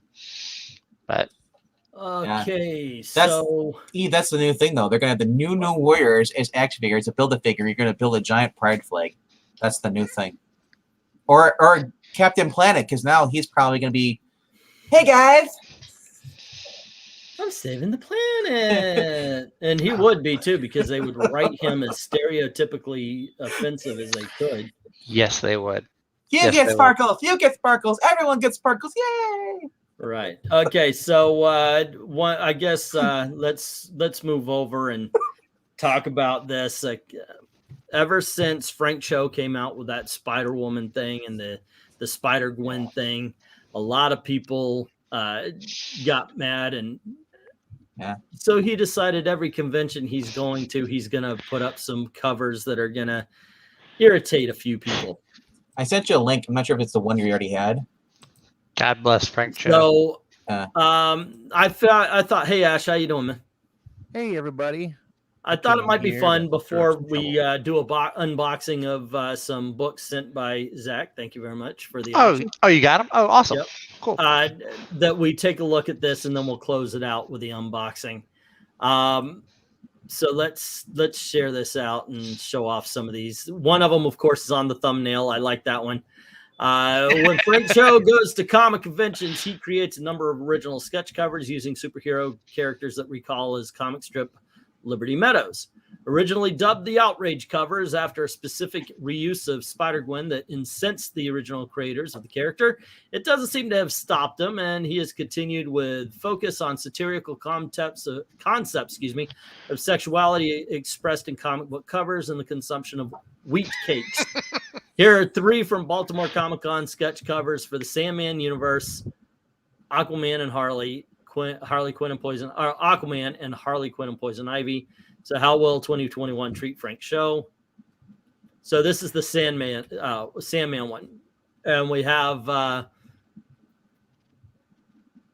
I guess the Sandman asking Lady Death, "Where's Death?" And she says she's busy with COVID. She told me to fill in for her, and he's saying, "You look emaciated. You want some wheat cakes, Slim?" With milk, and we see that Lady Death is actually a little bit bottom heavy down here. So He's looking thick. Yeah. Yeah. With 2 C's. Yes. And then we've got Sandman, Lady Death, and Wheat Cakes on Sandman Universe #1 sketch cover. I think that's funny. That I is like pretty it. funny. These are Yeah. hilarious, dude. Chose custom covers like this are the bomb. They're great. I You would wanna love hit- to have one of these one day. You want to hit the X on that ad? Oh yeah, that little Peacemaker ad Oh. going in the bottom corner. I've watched the same thing 4 times now. There we go. And the next one is the one I've got on the thumbnail. It's Harley Quinn, Poison Ivy. They're I love it. Yeah, they're talking about the butler did it, and he's like Alfred, and both Poison Ivy and They ambush Harley Quinn are pregnant. I thought Michael Caine retired. It says ambush bug. Oh man. That is That- a good one. I want this cover. That is pretty damn cool. Yep. Is that ambush I love bug? this Batman. He's just like, That is Yeah, ambush. that's the ambush bug on the I know bottom. that's I laughed. What did you do? just like, damn it, Alfred. I told you to lay your hands off. The virility of Alfred Pennyworth on the cover of Harley Quinn and Poison Ivy That's a #1. great cover. That's freaking awesome. That is absolutely intense. It's a great title. As Elkis pointed out, the Vince Red Sonia covers have been the best thing about that book, for at least personally for me. The covers, Frank Joe covers. John Cena and Peacemaker performed in full Mandarin. Yeah, they're pretty cool. Okay, and the next one is Aquaman. What the Oh my Arthur? And he's going, I love thick women, Mira. There, I said it. Deal with it. Namor's there going, Imperious Rex. And he's hanging out with Ursula. I saw this on Instagram, and we were like, and now I get the songs in my head, Sir Mix-a-Lot. Oh, I that's like- so great. Yeah, there you go. So I thought it might be fun to Namor. try these out. Namor's- I like Namor. He's like, ooh. Glenn's are saying Alfred got more than a penny's worth. Oh. And the DC Disney crossover that no one was expecting. It's been a long time since Frank Cho has been at the conventional commissions table doing the sketch covers. Here he was at MegaCon. So there you go. Nice. And here are a few examples from previous years. Vampirella Red Sonja, what are you doing? You've already killed them. Amazing Spider-Man 800. He did a road cover. I hate this paleo diet. I would kill for some wheat cakes. And she's saying, hey, Rogue, the 80s called. They want their look back. And Ali Oop is looking on going, wow, that's savage. The Amazing Spider-Man number 25. Well, blow me down. You've been eating spinach, Olive. Not spinach, wheat cakes. The little spider Gwen in the corner that just yells Outrage outrage. is nothing. Amazing. Oh, is that why Eric says outrage? Did he get from this? Yeah. Maybe. Yeah. I think so. The He has model spider web shout outrage at times. Okay. The pinup model of pinup models in the comics, Olive Oil, and many, many more. Number 789. Come on, stupid. Oh, okay. So Mary Jane's trying to get pants over her new butt because I only had one wheat cake. There's no way my butt grew this big from one wheat cake. Hey, you need a shoehorn to shove that ass into those jeans in, Jay? Call Mephisto. I don't want to be married to you. And by the way, it says make mine milkshake. So there you go. The title, Frank Cho does one more wheat cake. Yeah, these are the ones that he did when he got canceled. Yeah. And he didn't even let it phase him. What a And then champ. for Harley number 1, the strap is popping off, and the Penguin saying, "What lungs? I love it when she hits the high note," says the Joker. You know what? That's actually a legitimately good cover. I mean, Yeah. it's. I mean, all of them are good, but you know what I'm saying. This is Yeah. a legitimately good cover, I think. Mm-hmm. Oh, okay. I could actually. Okay, the Rise of the Black Panther. Who is this T'Challa? He's the Pink Panther. We don't talk about him. Keep him on the down low. That one's hilarious. Oh wow! I've not seen that one. That was I want that is cover. flat out. That is flat out creative, man. That is seriously just a lot of fun. And then I another want that amazing. cover. Say again. I want that cover. Yeah, me too. I want that on a book. Are you kidding me? That'd be awesome. Let's see. In the Amazing Spider-Man in the beginning. What smells so good? Aunt May's wheat cakes. Want some? Okay, I guess. That's where it began. Yeah, where it begins. Yeah. Hulk, I chafe easily so easy on the starch or I'm going to be very angry. That's actually a good cover too. I like that. Yeah. Mr. Oh, yes, Fix-It. sir, Mr. Fix-It. I mean, that is a legitimately cool cover. Dark Knight 3, Sigh, get a hold of yourself, Barbara. So what if years sitting in a wheelchair made your butt big? You're still Batgirl. No one can take that away from you. Hey, butt girl. So there you go. Number 800. Wheat cakes, Vampy? No, thank you. I'm on a liquid diet. Outrage. Is that Michael Morbius? Yes. Yeah, that's Yeah. yeah. Yeah, more Aunt May's wheat cakes, MJ. Oh yeah, LA face with an Oakland booty. Peter, damn it! I said no more wheat cakes. I can't fit in my jeans anymore. Let's see. Come on. Outrage. What are you doing, Felicia? The vulture is attacking the city. Relax, webhead. Always 101 stretch before superhero 101 stretch before a battle. Once again, a great cover. Twitch Frank Cho said, I always wonder if superheroes stretched and warmed up before battles because, let's face it, fighting is strenuous activity. Yeah. I don't know about this costume, Edna. What a fantastic Oh, okay. So Edna Mode gave her the 1990s costume. Darling, people will be talking about this costume for years. Underrated costume. That is funny. The Unreadable Wasp. Damn it, I can't believe the PIM particles didn't shrink my butt. Sweet Christmas. Even white boys got a shout. Baby got back. Secret 6. The ice cream cone right in my boob window. Ice cream for ice cream and outrage. Let's see. X-Men 92, number 1. Lockheed, where are you? Thump. Lennon's ghost. Okay. That's a good one. Awesome. Wraparound cover. Let's see. Spider-Gwen. I don't understand these pants fit me this morning. Outrage. What are you doing, She-Hulk? Those are my pants. Let's see. The night's young, Alfred. I'm going out. But you're not, sir. Just have some prune juice for a strep dead. Wait, what? Sounds like Green in a Batman. Oh, outfit. this is Frank Miller. Yeah, this is an old Dark Knight. Oh, that's right. Okay, that's right, because he's old. Okay, I got it. Juice, so first. By Odin's beard. I gotta stop carrying my hammer in my belt.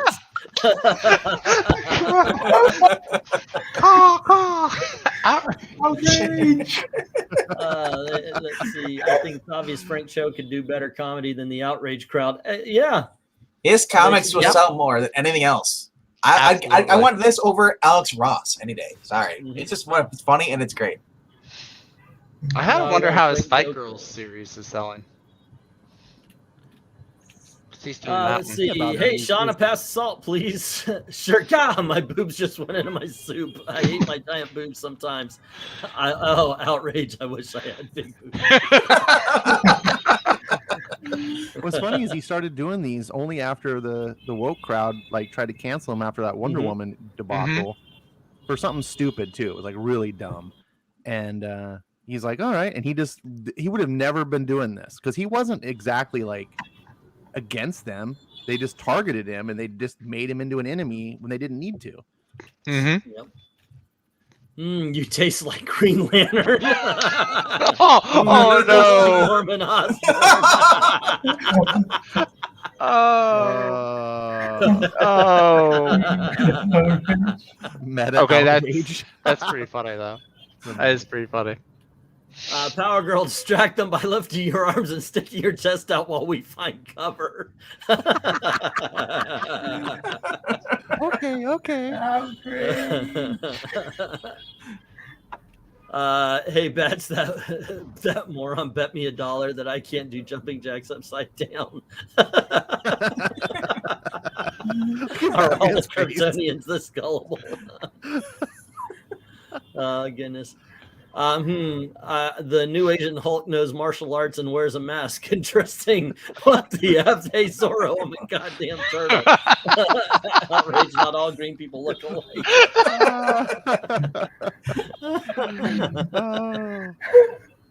All new. Damn it, Bobby! Stop icing the sidewalks. That's actually see. That's a good cover.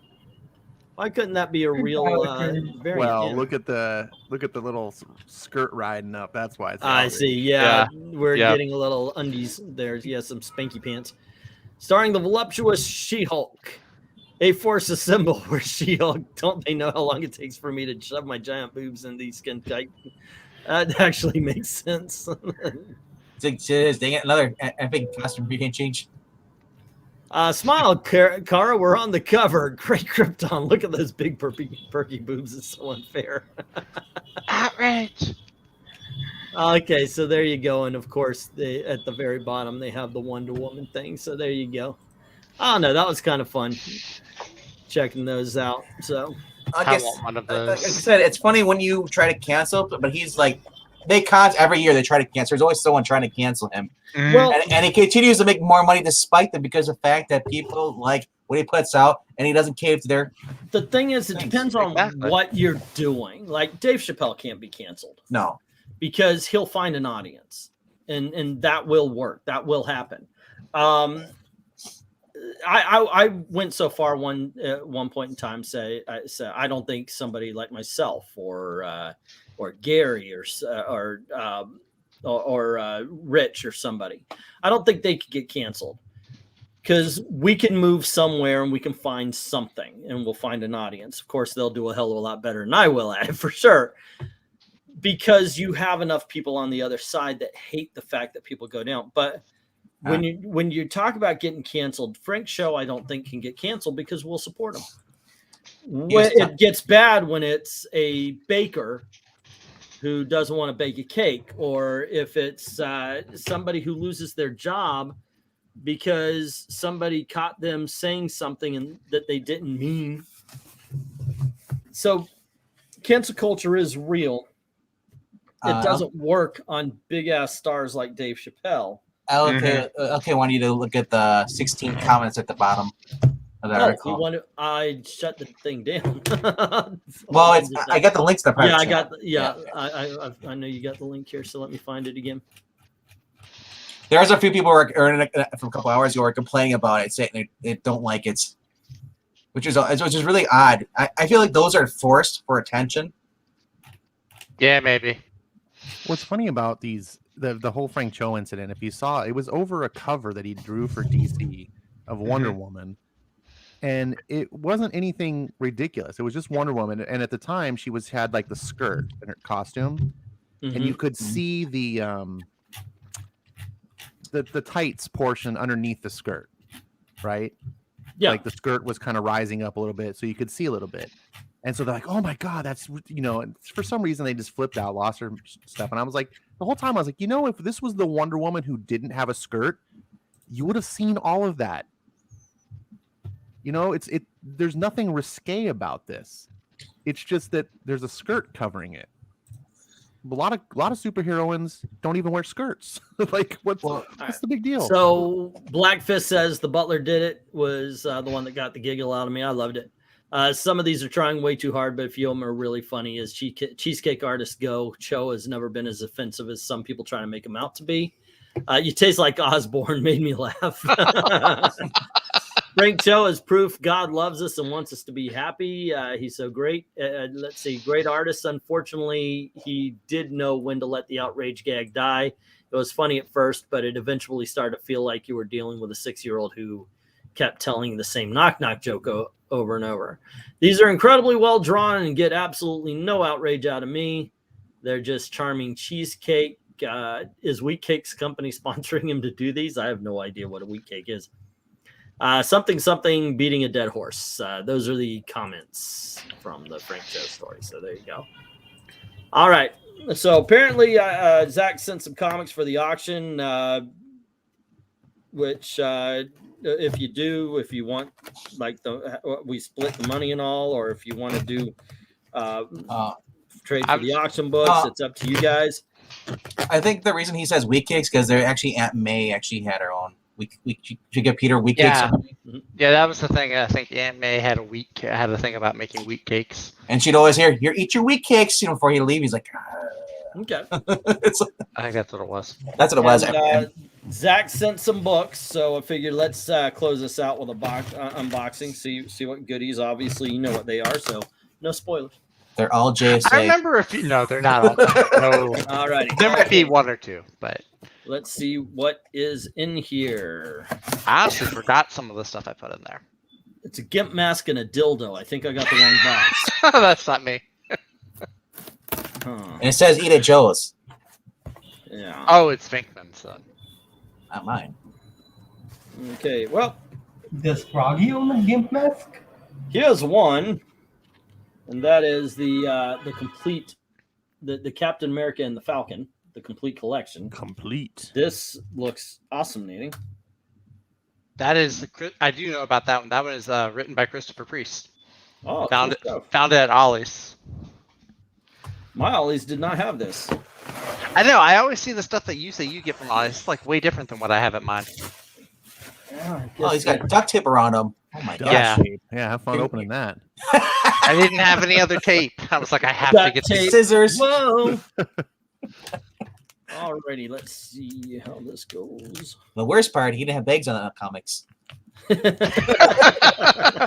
Watch out, they all have. You know these on what? them. So have you ever ordered from eBay and something like that has happened where it's like, you know what? You guys, no, this ain't good. I think I did get some comic books. I don't think it was off eBay. I can't remember where, but they had a few books that weren't bagged or boarded, but they kind of sandwiched them between bagged and boarded issues. But Yeah. it still affected the spine. Well, yeah, it rips them too if you move them. Oh, it was within my price range too. Alrighty. Oh well. Okay, sorry. Is Mr. Breen says, historian Breen says, Aunt May served your wheat cakes in Amazing Fantasy number 15. He remembers reading He's the it only like it one was who'll never yesterday. remember. He Googled it. He's not on camera. He can't just spout it off. He's like, I'm looking this up. Oh my goodness gracious. Duct tape. I made do with what I had. Hey, they were secure. I bet you none of them got loose in that box and went all over the place. Did you send extra E's with these books in case he takes the E's off? No, I did not. Oh, I foolishly placed too much faith in him. oh fudge. Yeah, Gail did that. She's been stuck with me for years. Okay. Duct tape Oh, does by solve the way- everything, though. By the way, no auction book will ever be sent with duct taped. That is one guarantee.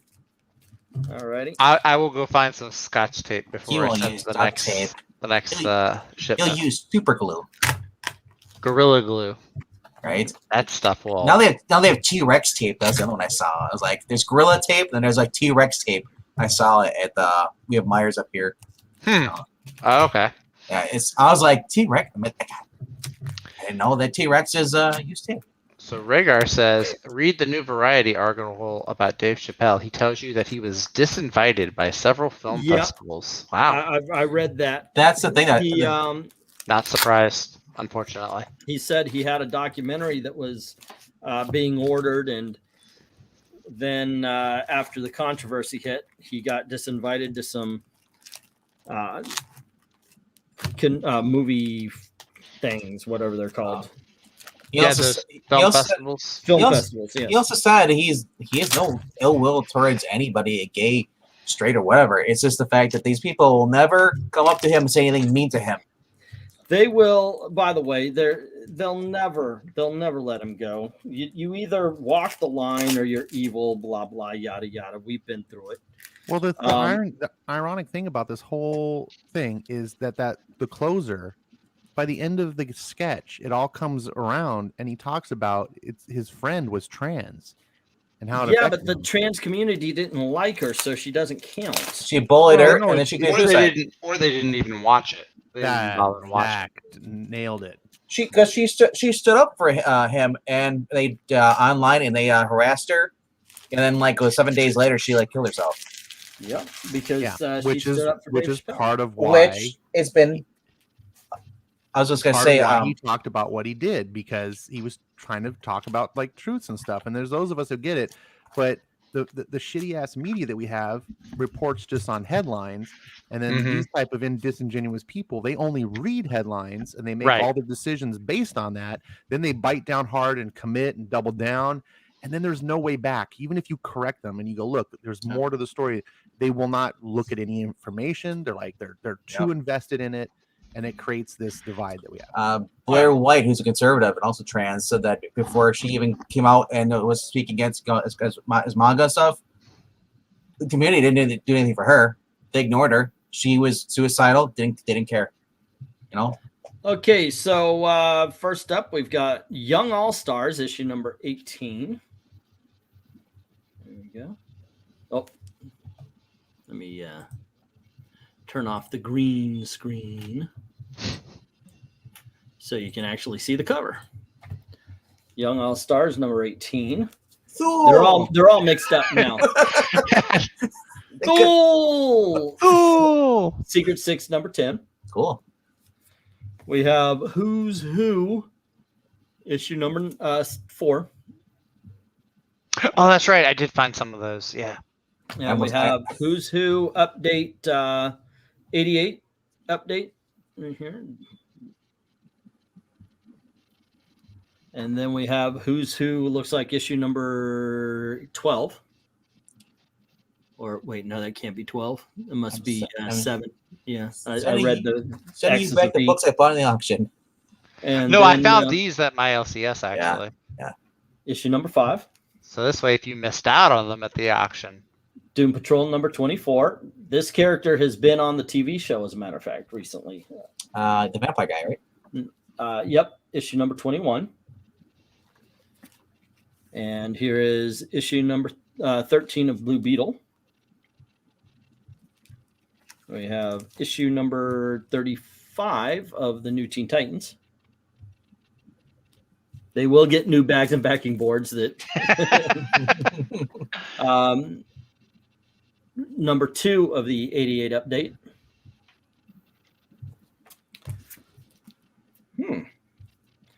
Hawk and Dove trade paperback. Nice. By Rob Liefeld. The original Hawk and Dove story. All righty. And then we've got Deathstroke the Terminator, issue number 13. And then we have Warlord, issue number 49. With Claw. Caw. And then we have issue number 9 up of Who's Who. Do those those wrap run covers? Oh, cool. Yep. Yeah. Did they form one giant poster? All those Who's Who's are amazing. Let's see. Brave and the Bold, issue number 14. Yeah, these looked really fun when I found them at my LCS. I was Brave and the Bold, issue number 13. Oh.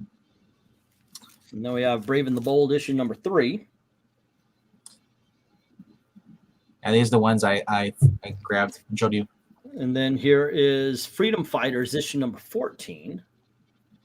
Oh, man. Ooh, Batwoman. Batwoman and Batgirl. Ooh. Mighty Marvel Western featuring Rawhide Kid, Matt Slade, and the Two Gun Kid. Wow. Just in case you're one of those people that want Western comics. Iron Man 289.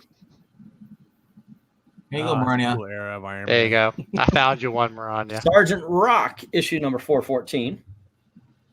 With a flamethrower. You know what? This comic might not make it to the auction. I thought somebody would like that. Is that a Stevens Rocketeer? You know what? I don't recall. I didn't look for the name. Cloak and I do Dagger. like that statue. I like the Cloak and Dagger one too, actually. Yeah. What does Cloak and Dagger have to do with this? I don't get it. Well, the Rocketeer next to it is going to have. I was going to put this book on up next to it because this is his first appearance. Oh, okay. There is a big problem though with putting this comic next to the Rocketeer.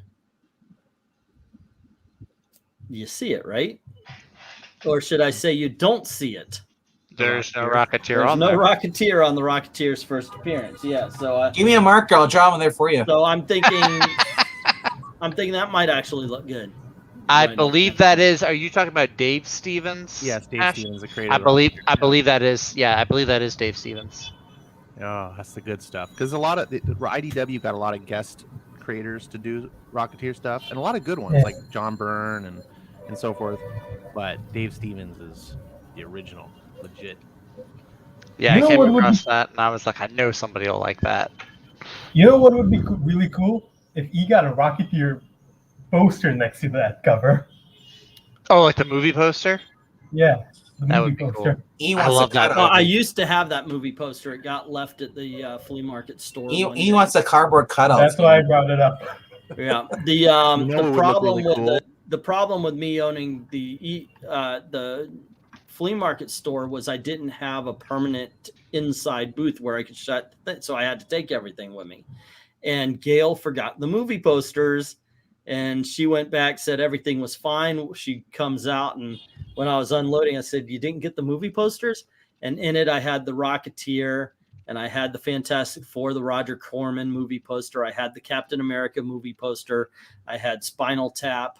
There was just so many freaking awesome movie posters in that. Well, I look- actually had a 15th anniversary Rocky Horror Picture Show poster as well. What so. would look really cool next to it?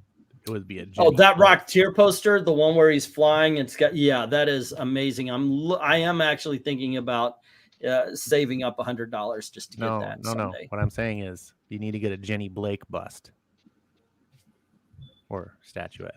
He's already got a bust. You can just go off and die. All right.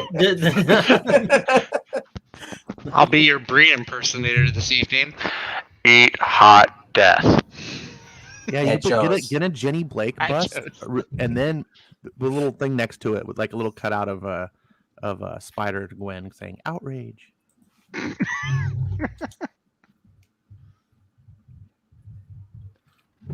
Any more books? Oh yeah, I was just looking to see if there was a Jenny Blake statue. I typed in Jenny Blake, and He went off on a rabbit hole. Screw you guys! yeah. I was gonna say, if you're looking at that box, you're not gonna find You one. can always just get a Betty page because Jenny Blake was essentially Look, yeah, she was model after. All righty, guys. Next up, we My have sketchbook. the JSA issue #1, written by Robinson. Rock on. My sketchbook 340. He needs a bigger bust. and Goyer. And Goyer's on there too. Yeah. Issue #17 of the Young All Stars. Issue #16 of the Young All Stars. Seems to me Ooh, we've got counting the down. entire story of the Dizzian Inheritance. Secret 6, #8. Whoops. Let's see. Something called Bermuda, issue #1. IDW. Huh. Wonder Man, issue #9. The Nega Bomb. And I think I will hold on to this and try to get the entire series. But thank you. This is one of the harder issues to find Oh. of the Darkness Saga from Legion Yeah. of Heroes. I saw that. I was like, that cover is just too cool. I had to snag that. This is So, an incredible series. I wish the trade paperback didn't have this on it. A lot of the trade paperbacks have this. Mhm. It's a mystery. You don't find out who it is until this issue or until the issue prior at the very end. Mhm. So it's built up to be a mystery. If I remember correctly, this is the one where she's tracking somebody across space. But Ooh, this is a really good story as well. Outrage. As a matter of fact, all of these are incredible books right here. Yep. Very nice. And then you got Tales of the Legion 339. Oh, that's a cool cover. You should call it And, Legion Tales. Another Brave and the Bold, issue #8 with Flash and the Doom Patrol. There we go. And then we have Hawkman, excuse me, and Nightwing in the Brave and the Bold. Oh, And Yeah, those two last guys- but not least, the other cover for Secret 6 #8. So there you go. We've got some interesting DCs. Those 2000s Raven the Bolds are awesome. Yeah. They look really, really fun. I'm gonna try to see if they have a trade or something like a collection. But yeah, all those covers that I saw look. Really, I've really got cool. most of them. I just don't have the Parker one. Huh? I bet that one's probably gonna be hard to find.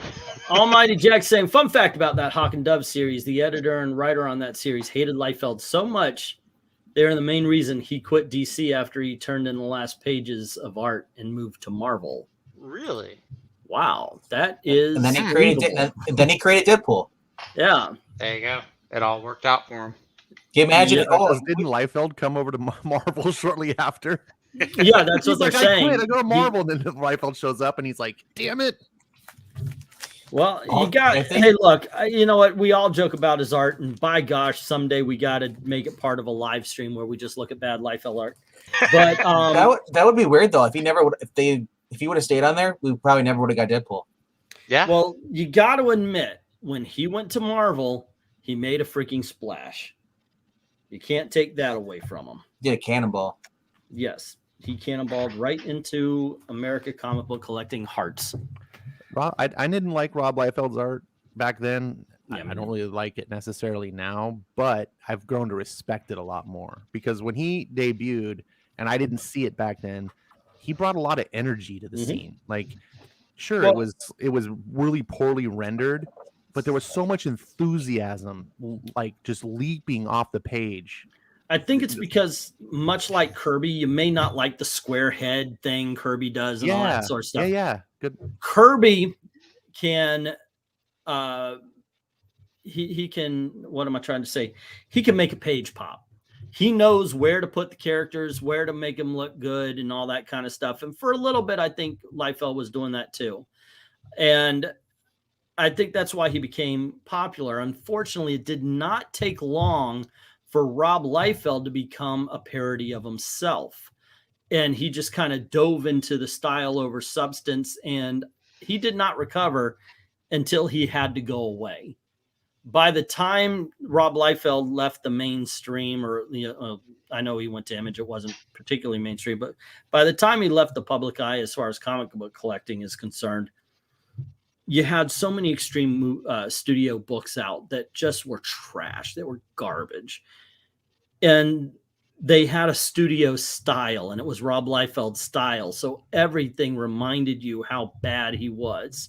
Some of the things you probably think of Liefeld was done by people trying to draw like Liefeld. It was horrible. Question to all comic fans. If you back crowdfunding books, does all the different covers on a new IP a good thing?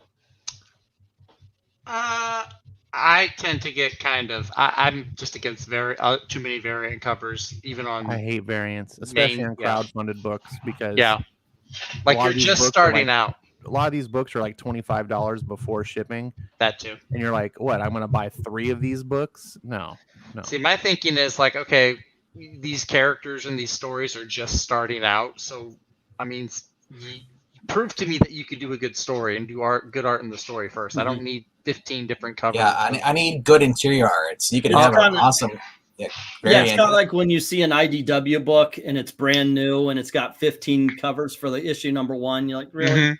Yeah, it's like, sell me on the story before you sell me on the covers. Yeah, sell at least 20 issues of it, like at least that much before you. Well, that's the thing though. It's like what I hate about variant covers is I'll see like, oh, this is really good art, and I look who's inside, like, oh, this sucks. Oh, Kendall Hare has a different point of view. He's saying more options are always a good thing. So obviously, some people go in for that, and I know that Almighty Jack, being a speculator, will probably buy the variant covers that are behind the counter. The ones that are about $100, $150. Are you there to buy the cover or buy the interior? That's my question. Well, the cover is what it depends. Like I said, the speculator crowd will go because that cover is the 1 in 100. I think he said that he bought 100 copies of this new 200. The Something is Killing the Children title that's coming out, which is ridiculous to us. But he's getting the 1 in 100 plus 4 of the 1 in 25s, 2 of the 1 in 50s. So there you go. To him, how much did you pay for those? That's what I'm that'll be worth it if the book is ever worth anything. If every speculator is buying 100 of them, well, no, I mean, hear me out. This is a all this does when you have the ratio variants, they're worth more on the outset because they're more rare. But you're taking a bigger risk because if the book doesn't become worth anything, you lose more money. If you pay $3.99 for a book and it never goes in the dollar bin, you lost essentially $3 in value. If you spend $500 on a book and it goes into the dollar bin, you see what I'm saying? Well, like that's the whole thing. A loss lot of the speculators who buy the variant covers, they collect the variant covers. I've had people come to the auction and they will straight up ask, "Do you do variant covers?" Occasionally, not very much, but it's not what they're looking for. What they're looking for is the big $100 behind and I normally don't do that. Raven Jones is, hey Raven, how you doing? Raven Jones is saying I'm into reading comics. He's not into reading comics, but I love the covers. Raven, ladies and gentlemen, if you were here a few weeks back, her and her sister took over my channel. As a matter of fact, that's my niece. And hello, and by all means, please hello, Raven. Be as respectful as you would to me. To her. No. Be more respectful. We'll show Raven far more respect than we ever showed. We must be more, otherwise that's not good. I don't want to get canceled, okay? Right. Well, actually, Raven, I've got some pictures I'm going to be posting. Sorry, I'm doing family business here. But yeah, we went to her wedding. She just got married. So congratulations. Nice. And it was really lovely. And Gail took a lot of pictures, some really good ones. I brought my video camera and forgot it at the hotel. So I'm an idiot. All right. You're a goddamn genius. Yeah. I'm seeing a theme here. You left the camera at Disney. Yeah. And now you left the camera at the hotel. All righty. Thank you to Glenzer for the $5 super chat saying, I'm curious, who would each of you choose as his favorite and least favorite comic book artist? Ooh. I don't think I have to say the name because everybody else could say the name of my all at once. Ready? 1, 2, 3. Riley. He is the freaking worst. He is the freaking worst. Nope. I'm not included in that. Oh. No. It's for me. It's for me. Everybody knows who because I complain about him all the time. Yeah. So show actuals. Yeah. You could show as many. No, I'm not going to show them. I'm not going to show them here. I'm going to send them to you or put them on Facebook. Everybody watching the stream, strap in. You're about to see all the pictures. Here's the thing. Here's the thing. You guys have asked, can you do what's that stuff the Japanese do? Manga. Thank you, manga. They do a lot of things. That's weird. Make sushi, ramen, dolphin. Are you talking about Squidward? No, I'm talking about manga. Raven and her sister came on the channel a few weeks back and actually talked about manga and anime and all that kind of stuff. Frankly, I've been wanting that kind of thing on this channel on a regular. I would be happy if they wanted to jump on Wednesdays and Tuesday, when me and Gail have our nights out. Because we could definitely do that. So I'm offering you to talk about it to your sister there, whose name just kind of right out of my head. My nieces, ladies and gentlemen. Yeah, do it. All right. The main reason I got 100 copies of House Slaughter was simply because the 1 in 100 variant is an Aaron Slaughter Jenny Frisian variant, and I want in 9.8 to go with my Something is Killing the Children. But Jack, how much are you spending though? That's a lot of books, and if they're like $4 each or more. Well, did he give you a discount, or did you actually spend $400 on 100 issues of the comic? But here's the thing, because you do have to. I know a lot of shops that do this, and I think it's right. I think that, but I don't know if it's right to buy 100. But say the store only figures they're going to order 75 of them. And he wants the 1 in 100. Like if I did that, I would ask Almighty Jack to buy 25 or 30. You get me to 100, you get that 100, but just, I wouldn't charge him the whole 100. He would just have to make it up. My main gripe is about the cover stuff is I think every book should be required to have the cover A drawn by the interior artist. Slow 1990s clap for you, sir. absolutely. There you Because go. I Yeah, mean, when I agree. first got into comics, the thing that pissed me off the most is I get a comic book that's got like a beautiful Alex Ross cover or something like that, Mhm. and then you open the book and it's obviously not Alex Ross. It Yeah. could be a good artist, but it's just not what you're being advertised. Yeah, I collect cover Bs, but I want that one. That's the one I'm I- looking for. I do not expect this to be on the inside because but I do collect the B covers. That'd I be too good usually to be don't true. I usually don't spend the $15, $20, $35, $40. Yeah. Hey E, Yeah.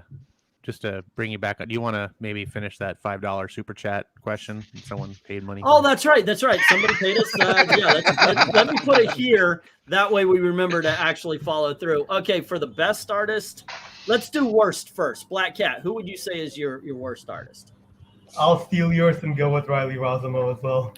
Okay, you go on. I've got another one coming up. Just going clockwise. Venkman's next.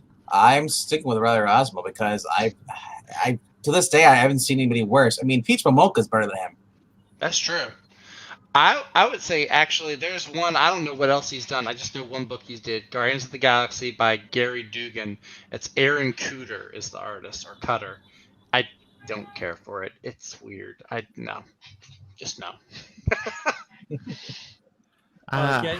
It's hard for me to pick one because there's so many just terrible artists. Riley Rossmo is definitely not suited for a lot of books, but at least he's got a fundamental understanding of art.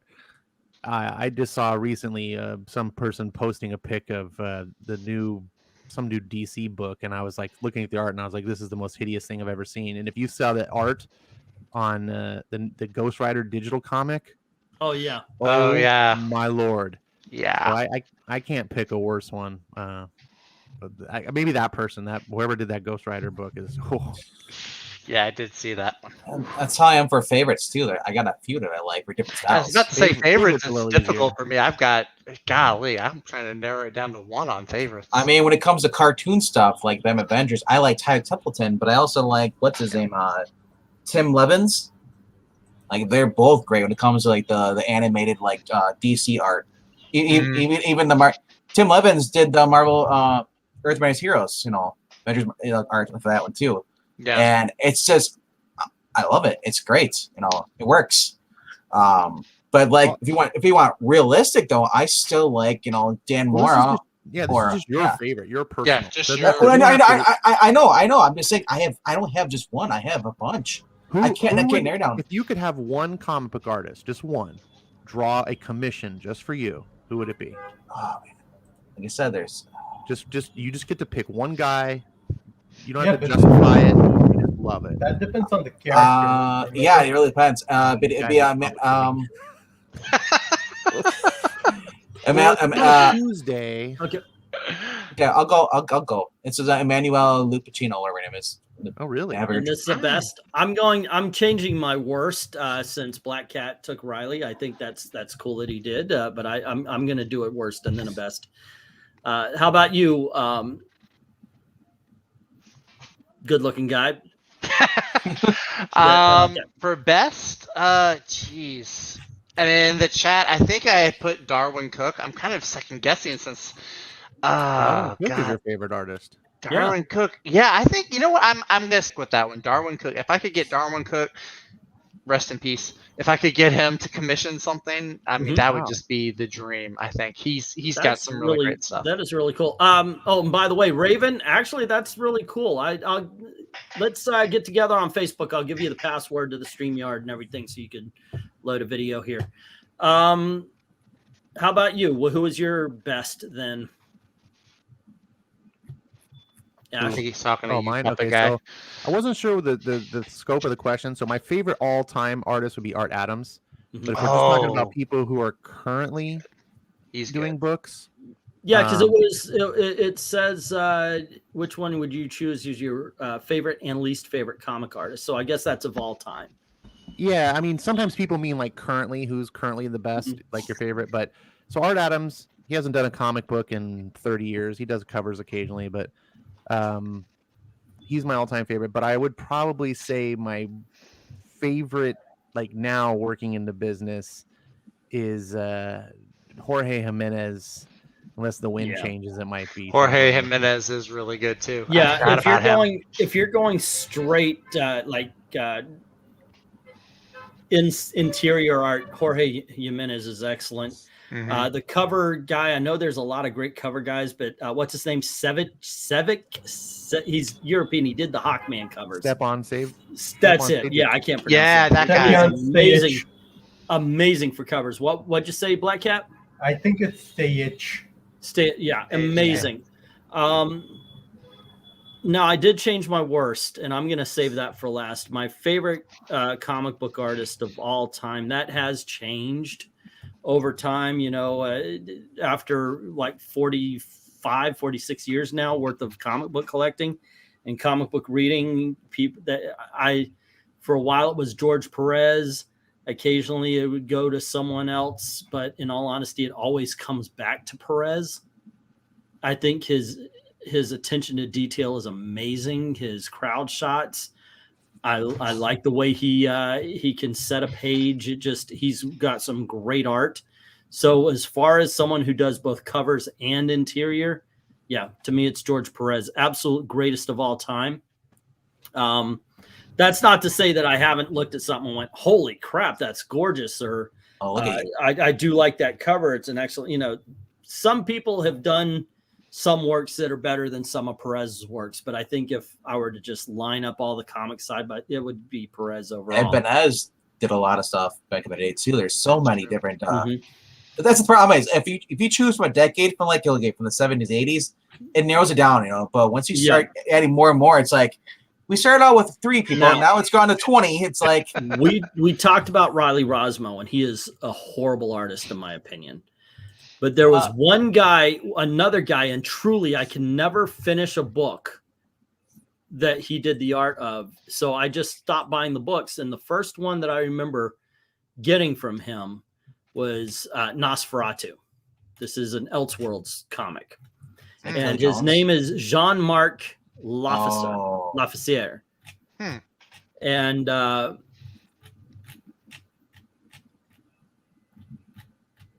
yeah, that is rough. That is some abstracts.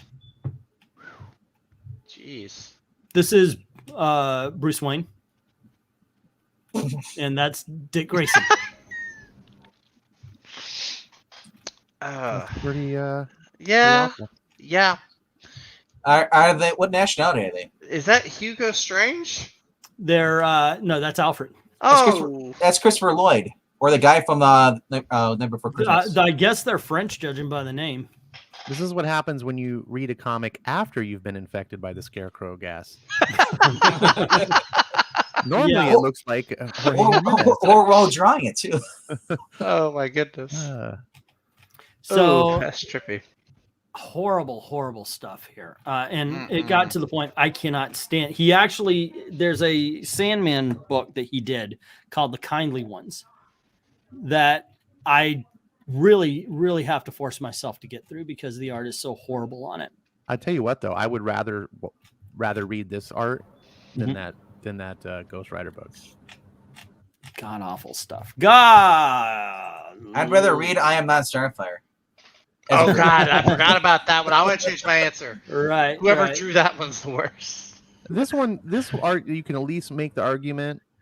I don't know if it would be convincing, but you could at least make the argument that he was being purposely kind of abstract and, you know, like Picasso for people who want that sort of stuff. Isn't that the guy who did the art for the covers for the Oingo Boingo? Yeah, it could be. It's making me punch the walls. It's so bad. That would have been a rough sketch for, says Raven. Raven, then, hey, you want to make a couple of bucks? I need a logo. Come on. And I can't afford Hillian's prices. And then Quinn says, his work gets better. Oh, when you close the book? That art makes me envy Green's eyesight. Yeah, my 9-year-old nephew could do better than that. It was based on a vast art. I just don't like it. It didn't appeal to me. I've seen better. I've read better. I've done better. It feels like a Tim Burton book to me. Yeah, you're right. It's like it's drawn by Tim Burton. Yeah. I want everything to look gothic. and you can't tell what anything it is, but it has to be dark and emo. You know, I got used to I got used to Mignola. Like I remember the first time I saw his art, it was on DC's Cosmicology, Cosmic something.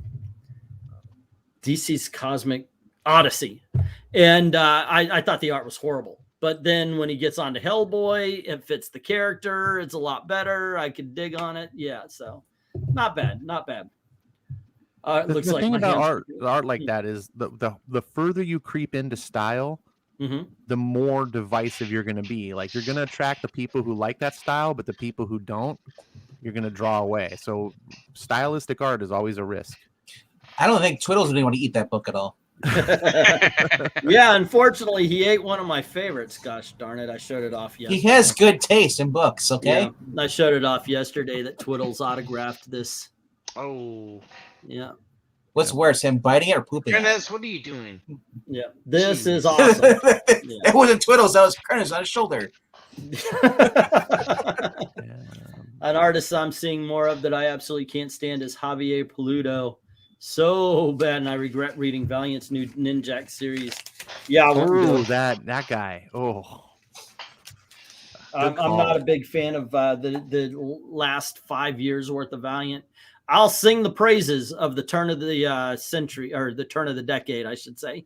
That 2010 era where Venditti was writing Exo Man of War. That was so much fun.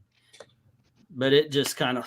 Well, I think here's your next video. You're going to go through the top 10 worst artists. Yep. Okay. Yeah, we can do that. Do that. And this, like, you start off with 10, and that's bad. And then it gets worse as you go down to number 1. What is your favorite comic character or hero? Wow, I was going to close this stuff out. Here we are. Did we finish answering the question? Yeah, what is your favorite comic character or hero? You know what? My answer is such an easy answer, and because it's Batman. I could read damn near everything. So I'm going to throw him out. I want to throw him out. He's not get rid of Batman. Batman can't be an answer. Who would I go with? Daredevil. It's got to be Daredevil. I have read his. Actually, he lasted longer than Teen Titans and Legion of Superheroes, which are my other two. Like, if I were to round out my top 5, it would probably be Batman, Daredevil, Teen Titans, Legion of Superheroes, and somebody I would have to think about. But yeah, good stuff. That. How about you, Evil Black Cat? Do you have a favorite? I think I'll go with Nightwing. Nightwing? All right. As in Dick Grayson. Okay, not the one from the Silver Age. That went around Flamebird. Okay. No. How about you, Venk? I normally would say Spider-Man, but I'm getting more and more into Flash as I go through.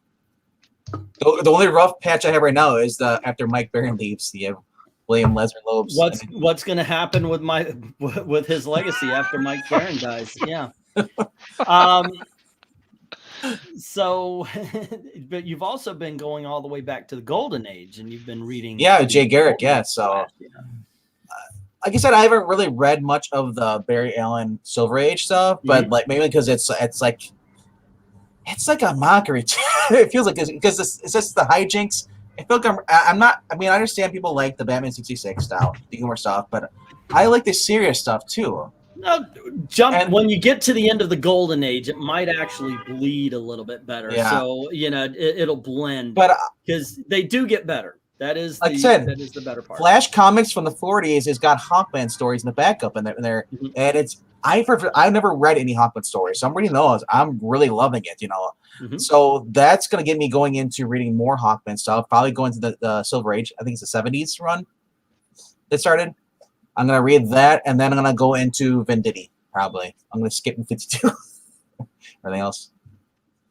Don't skip the John well, what stuff. about you got all the 80s Hawkman? Yeah, you got a lot of Hawkman. You got Hawk World. I know England teams talked about Hawk World. Hawk World is the Truman. The thing is, though, I got to pick and choose which ones I want to read. If I read all of them, it's like it's going to take me forever because I'm just reading It'll take Hawkman. you a week. Yeah. Just binge read, like instead of binge Netflix. That only works if I like the story. If I hate the story, I just shelve it. John Ostrander did the late '80s stuff. Yeah, and then he did Hawkworld, which is also Josh Ostrander. Then you also have Jeff Johns' Hawkman. Like right now, I like Invincible, but I'm like, oh, I'm reading The Last Man, so I started reading that. So I'm like, Invincible's on the back burner again. Yeah. It sucks because Invincible's a great story. I like Walking Dead and stuff. It's just that when I find something else, it's like, okay, I gotta read that. And then plus I'm trying to catch up everything else. It's like, look, it's not a sprint. It's a marathon. Well, for you, like you said, I don't read through everything like it's. I might read things a little faster than you and Skip do, but I'm not gonna spend 30 minutes on a book. No, that's fine, but you don't need to. What I'm saying is, don't need to finish. If it takes you years to get through these, that's fine. Enjoy them. That's the thing, though. I lose interest if it takes me years to get through something. That's only because you're trying so hard. Well, here's the thing: when you read an entire run of something, I actually remember during a hurricane, we were kind of stuck in our houses because trees fall and all that. I remember I read through 120 issues of Walking Dead in a day and a half because, of course, I could read through it. But the thing is I didn't only read that. I also took a break, and sometimes I read Amazing Man, or I would read something that was absolutely the opposite of it. So when I came back to it, it's all fresh and renewed. We're not saying just go straight, because then it's going to feel like work. Well, right? No, yeah. Like you said, there's so many back issues right now. There's so many different characters I'm trying to read right now. I just have to focus on one. Right. That's what I'm saying. That's why I'm saying take a breath and don't worry about. So don't. Oh no, I'm not worried about it. No, I'm just saying it's like my thing is something else comes out and I'm like, ooh, that's shiny. I want this now. And that's cool. Like what I'm saying is instead of worrying, just don't resist it. Just be like, that's fine. I'll just get back to it later. Like one of the things I've been doing since comics have been so bad lately, I started. I was like, I'm going to pick a back issue to collect. So I'm collecting Hawkworld, cool. And I have the first 14 issues so far. And have you been reading them as you've been going? I haven't been reading them. I'm behind, but I have the 14 issues, and what I'm doing is I'm just going to go to the comic store every once in a while. I'll grab issue 15, and then I'll find number 16, and just slowly. Eventually work my way through that series as if it were like a new book and not have to worry about cramming through it. So I'm not worried about cramming through it. It's just that I've had books. I started out with one, and now that I haven't touched that book in like 3 years. So, and I keep finding more and more stuff. That's the thing. I literally cannot go through the back issues anymore because I find stuff I want to read. That's how I get it. That's called impulse buy. Yeah. What I'm saying though is, if the book is really worth reading, even if it takes you 3 years to get back into it, you eventually will pick up that book again. You'll eventually go, you know what? Let me read one more issue and see if I still like it.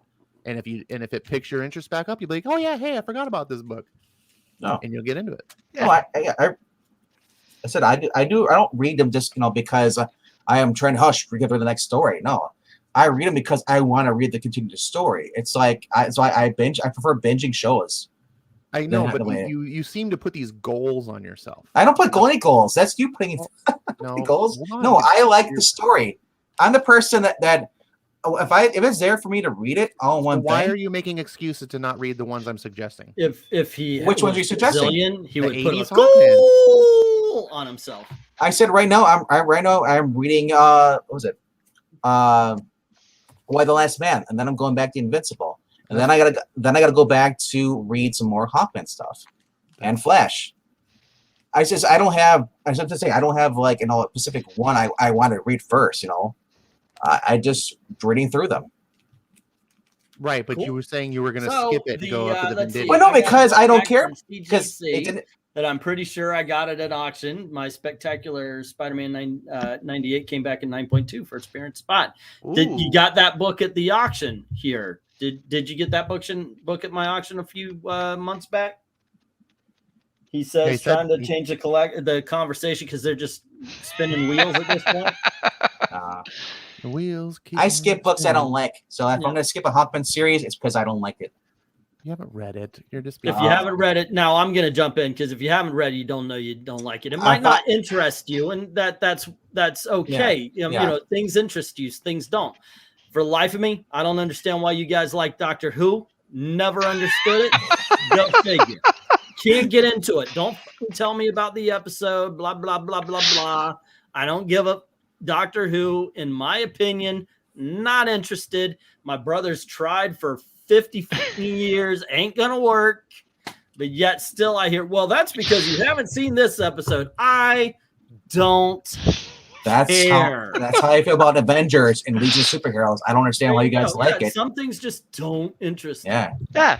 Hey, it's fine. Yeah. People don't need to all like the same thing. It'd be we boring do. if we did. It'd be boring if we all liked the same thing. There'd be no arguments to talk about. There'd be no I used to arguments. think that way about Hawkman for 35 years, and then I read Hawkman. But that happens also sometimes. Okay, you know what? I'll give this. I'll give this a. If it doesn't a grab me by try, the and you find out it's okay. Look, like I said when we started this, we were talking about Dune, and I mentioned how that sucky movie made in the 1980s made me hate everything Dune because it was the most boring piece of crap on the face of the planet at the time. And so I see this new movie, in which I had to force myself to watch because it's freaking Dune. Freaking Dune and then Doctor Who. Okay? It's Dune, Doctor Who, Dr. can't see my balls. Those are the three things. I was gonna say. But then I watched the movie and it was all right. Thank you. I had a coworker that was a Whovian. It's a Dr. Seuss thing. I like Dr. Seuss.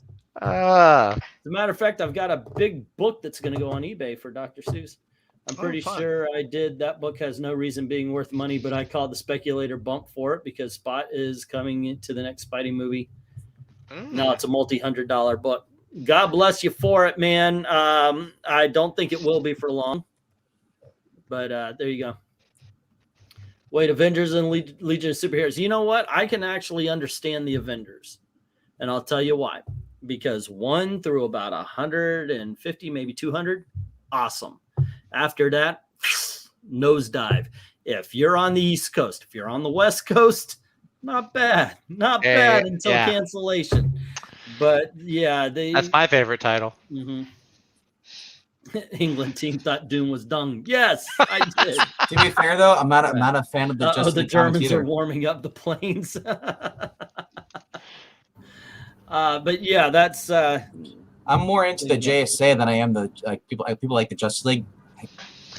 Dude, you got to read Justice League International. That stuff is fun. That's the haha. That's the haha. I haven't tried it. All I know is that guy Booster Gold, Blue Beetle, Black Canary. Yeah, that's a fun one. And that's the thing. Actually, there may be a character you're not interested, but there's a run that's great. Like you might not like Legion of Superheroes, but you may enjoy the Great Darkness saga. That is, the Dark Side series. There crossover. There might be a character that just doesn't work for you, but when you check it out, holy crap, this story is good. Sometimes you also need to have experienced something when it's done well, because some characters aren't treated well, and if that's your only experience while it's being written poorly or whatever, and you're gonna oh, that's dumb, and then you didn't get to experience like for example, if you just stepped into X-Men right now. And that was your only ever experience with X-Men, you'd be like, why does this book ever You're throwing away your shoe for stepping into that. But if you read X-Men back in the 80s, you would get it. You're like, oh, this is why people loved it. Sometimes it very much is a thing of its time. You're gonna hate this. Spider-Man is my #1 character, and everyone else is an side character in his story. That's why I've always looked at Marvel. Well, I mean, you only pick Marvel's most popular character. That kind of I can kind of get that, especially if you buy Marvel Team Up, where everybody is literally his guest star. I miss being excited about modern comics again. I want to be, but like I said, I've never read the Golden Age stuff, and we started doing that for the channel, and I just it blows my mind. It's like Jake Garrett doesn't have his own series because they're focused on all the other Flashes. They don't even have a JSA stuff going on right now. And just as far as the original Golden Age stuff, it's not in print. You could if you're doing comic book reviews and such, you could use it as an excuse. Do what I always say I'm going to do but never have, and do your do the videos ahead of time, so you're not waiting. And for the next when you read an Invincible or you read whatever, just do a quick 3-minute, 5-minute review of it. Okay, put it aside. Then when you read the next one, do a 3 or 5 minute video, put it aside. Get 30, 60 of them together. Then starting in the next month, after you're done with that, you can actually schedule your videos for the next 60. So you're 60 videos ahead and you've got something to talk about. You're now the Invincible channel, or you're now this channel. And after a while, you might actually get inspired to do videos based on it. After 30 or 40 issues, top 10 issues, top 10 characters, top 10 villains, top 10 this, and you can talk about it and so forth and so on. And that might actually inspire you to pursue the Invincible a little easier, whatever title it really is. And then after you're done with that, just move on to the next one. Boom. And maybe that'll help the juices go into. Well, my problem is I one day I have office Thursday now. Yeah. So reading is limited. My sketchbook is saying, England team, there is life beyond the big two, sir. Yes, there is. As a matter of fact, we have been pushing independent comic books quite a bit around here. These, not for just these days, but for quite a while. As a matter of fact, someone on this panel has a show. It's not titled, but they do talk about independent comic books. Evil Black Cat, I like your show. Yes. Wow. Thanks. Wait. I feel like Rodney Dangerfield on this every time I'm on. No this one channel. gets respect on this. Nobody gets any respect. Plus, you have to have a channel to have a show, and as far as we know, you don't have Exactly. a channel. Yeah. Wow. Actually, Doesn't he go on sorry. skits? It's just the 1-2 punch. I mean, Look, Skip Ash has a channel. does talk some. No, Ash has got me to read several independent comics that I'm really loving right now. Like Firepower is one of the 3 comics I get actually excited when there's a new issue, and Ash introduced me to that one. So yeah, he knows what's up.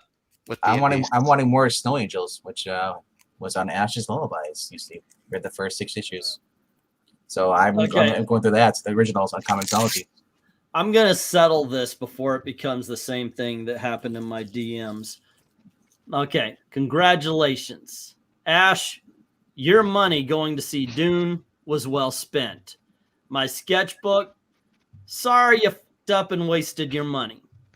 That's what happens. Oh, It's hold nothing on. personal. Some people watch Dune and hate it. Some people watch Dune and love it.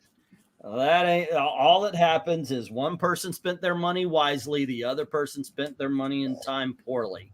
Congratulations, Ash won this battle because he enjoyed the movie and you wasted your time. So there you go. I'll just say this: if you guys have a different opinions of, we have a show we used to do. We used to do, but nobody's interested in playing that. Well, game. either you go on the show or you shut up.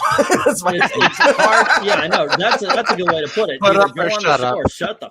Yep. Yeah. Oh my gosh, I'm giving prizes away for Jeopardy and people aren't coming on. I didn't get an invite for Jeopardy until it was too late.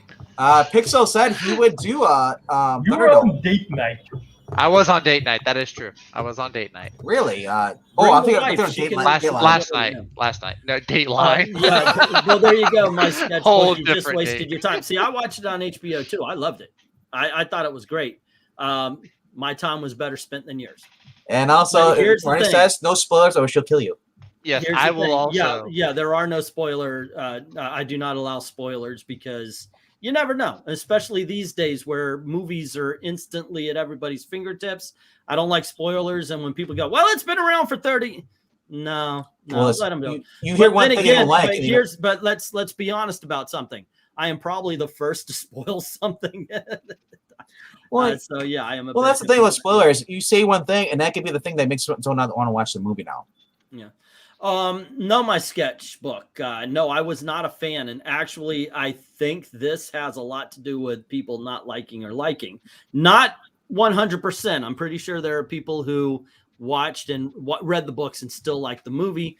But from what I've heard, the people who did not like the movie have read the books. So, yeah.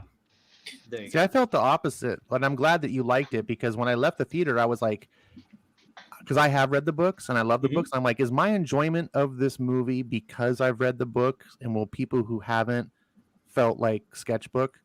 But the fact that you're saying you haven't read the books and you still love it shows that you can enjoy it. No, I'm serious. Regardless. That 1980s movie made me disinterested in everything Dune. Almighty Jack. Everything. It's like I was like the police and fuck Sting. He was in Dune. He sucks. No, I'm not watching Twin Peaks. Do you know why? Kyle MacLachlan sucks. Why Dune? You don't have to. Oh yeah, that's right. He is the guy from Twin Peaks. I see him Oh, on the cover. I'm like, I know am him not. from No, I somewhere. wasn't that bad. But Yeah, yeah. Almighty Jack. Show up around 8:50 I've Eastern. got him. I've got him on Facebook. Oh no, I'm just saying. Yeah, he wants you to send him a message, but I'm just saying Yeah. it's at the same time. We always start at like 9:15, 9 o'clock Eastern every Sundays. We always start at between 9 and 9:30. To be honest, Because we can send you a message, but if you don't show up, that's that's nothing true. we can do. All righty, gang. This time I'm serious. Got to kind of cut this cut this off here. Cut it out. Cut it out. Yeah. Thanks for hanging out with us, and thanks for keeping the conversation going. Is And that I'd it for like books? to thank everybody on the panel. Yep.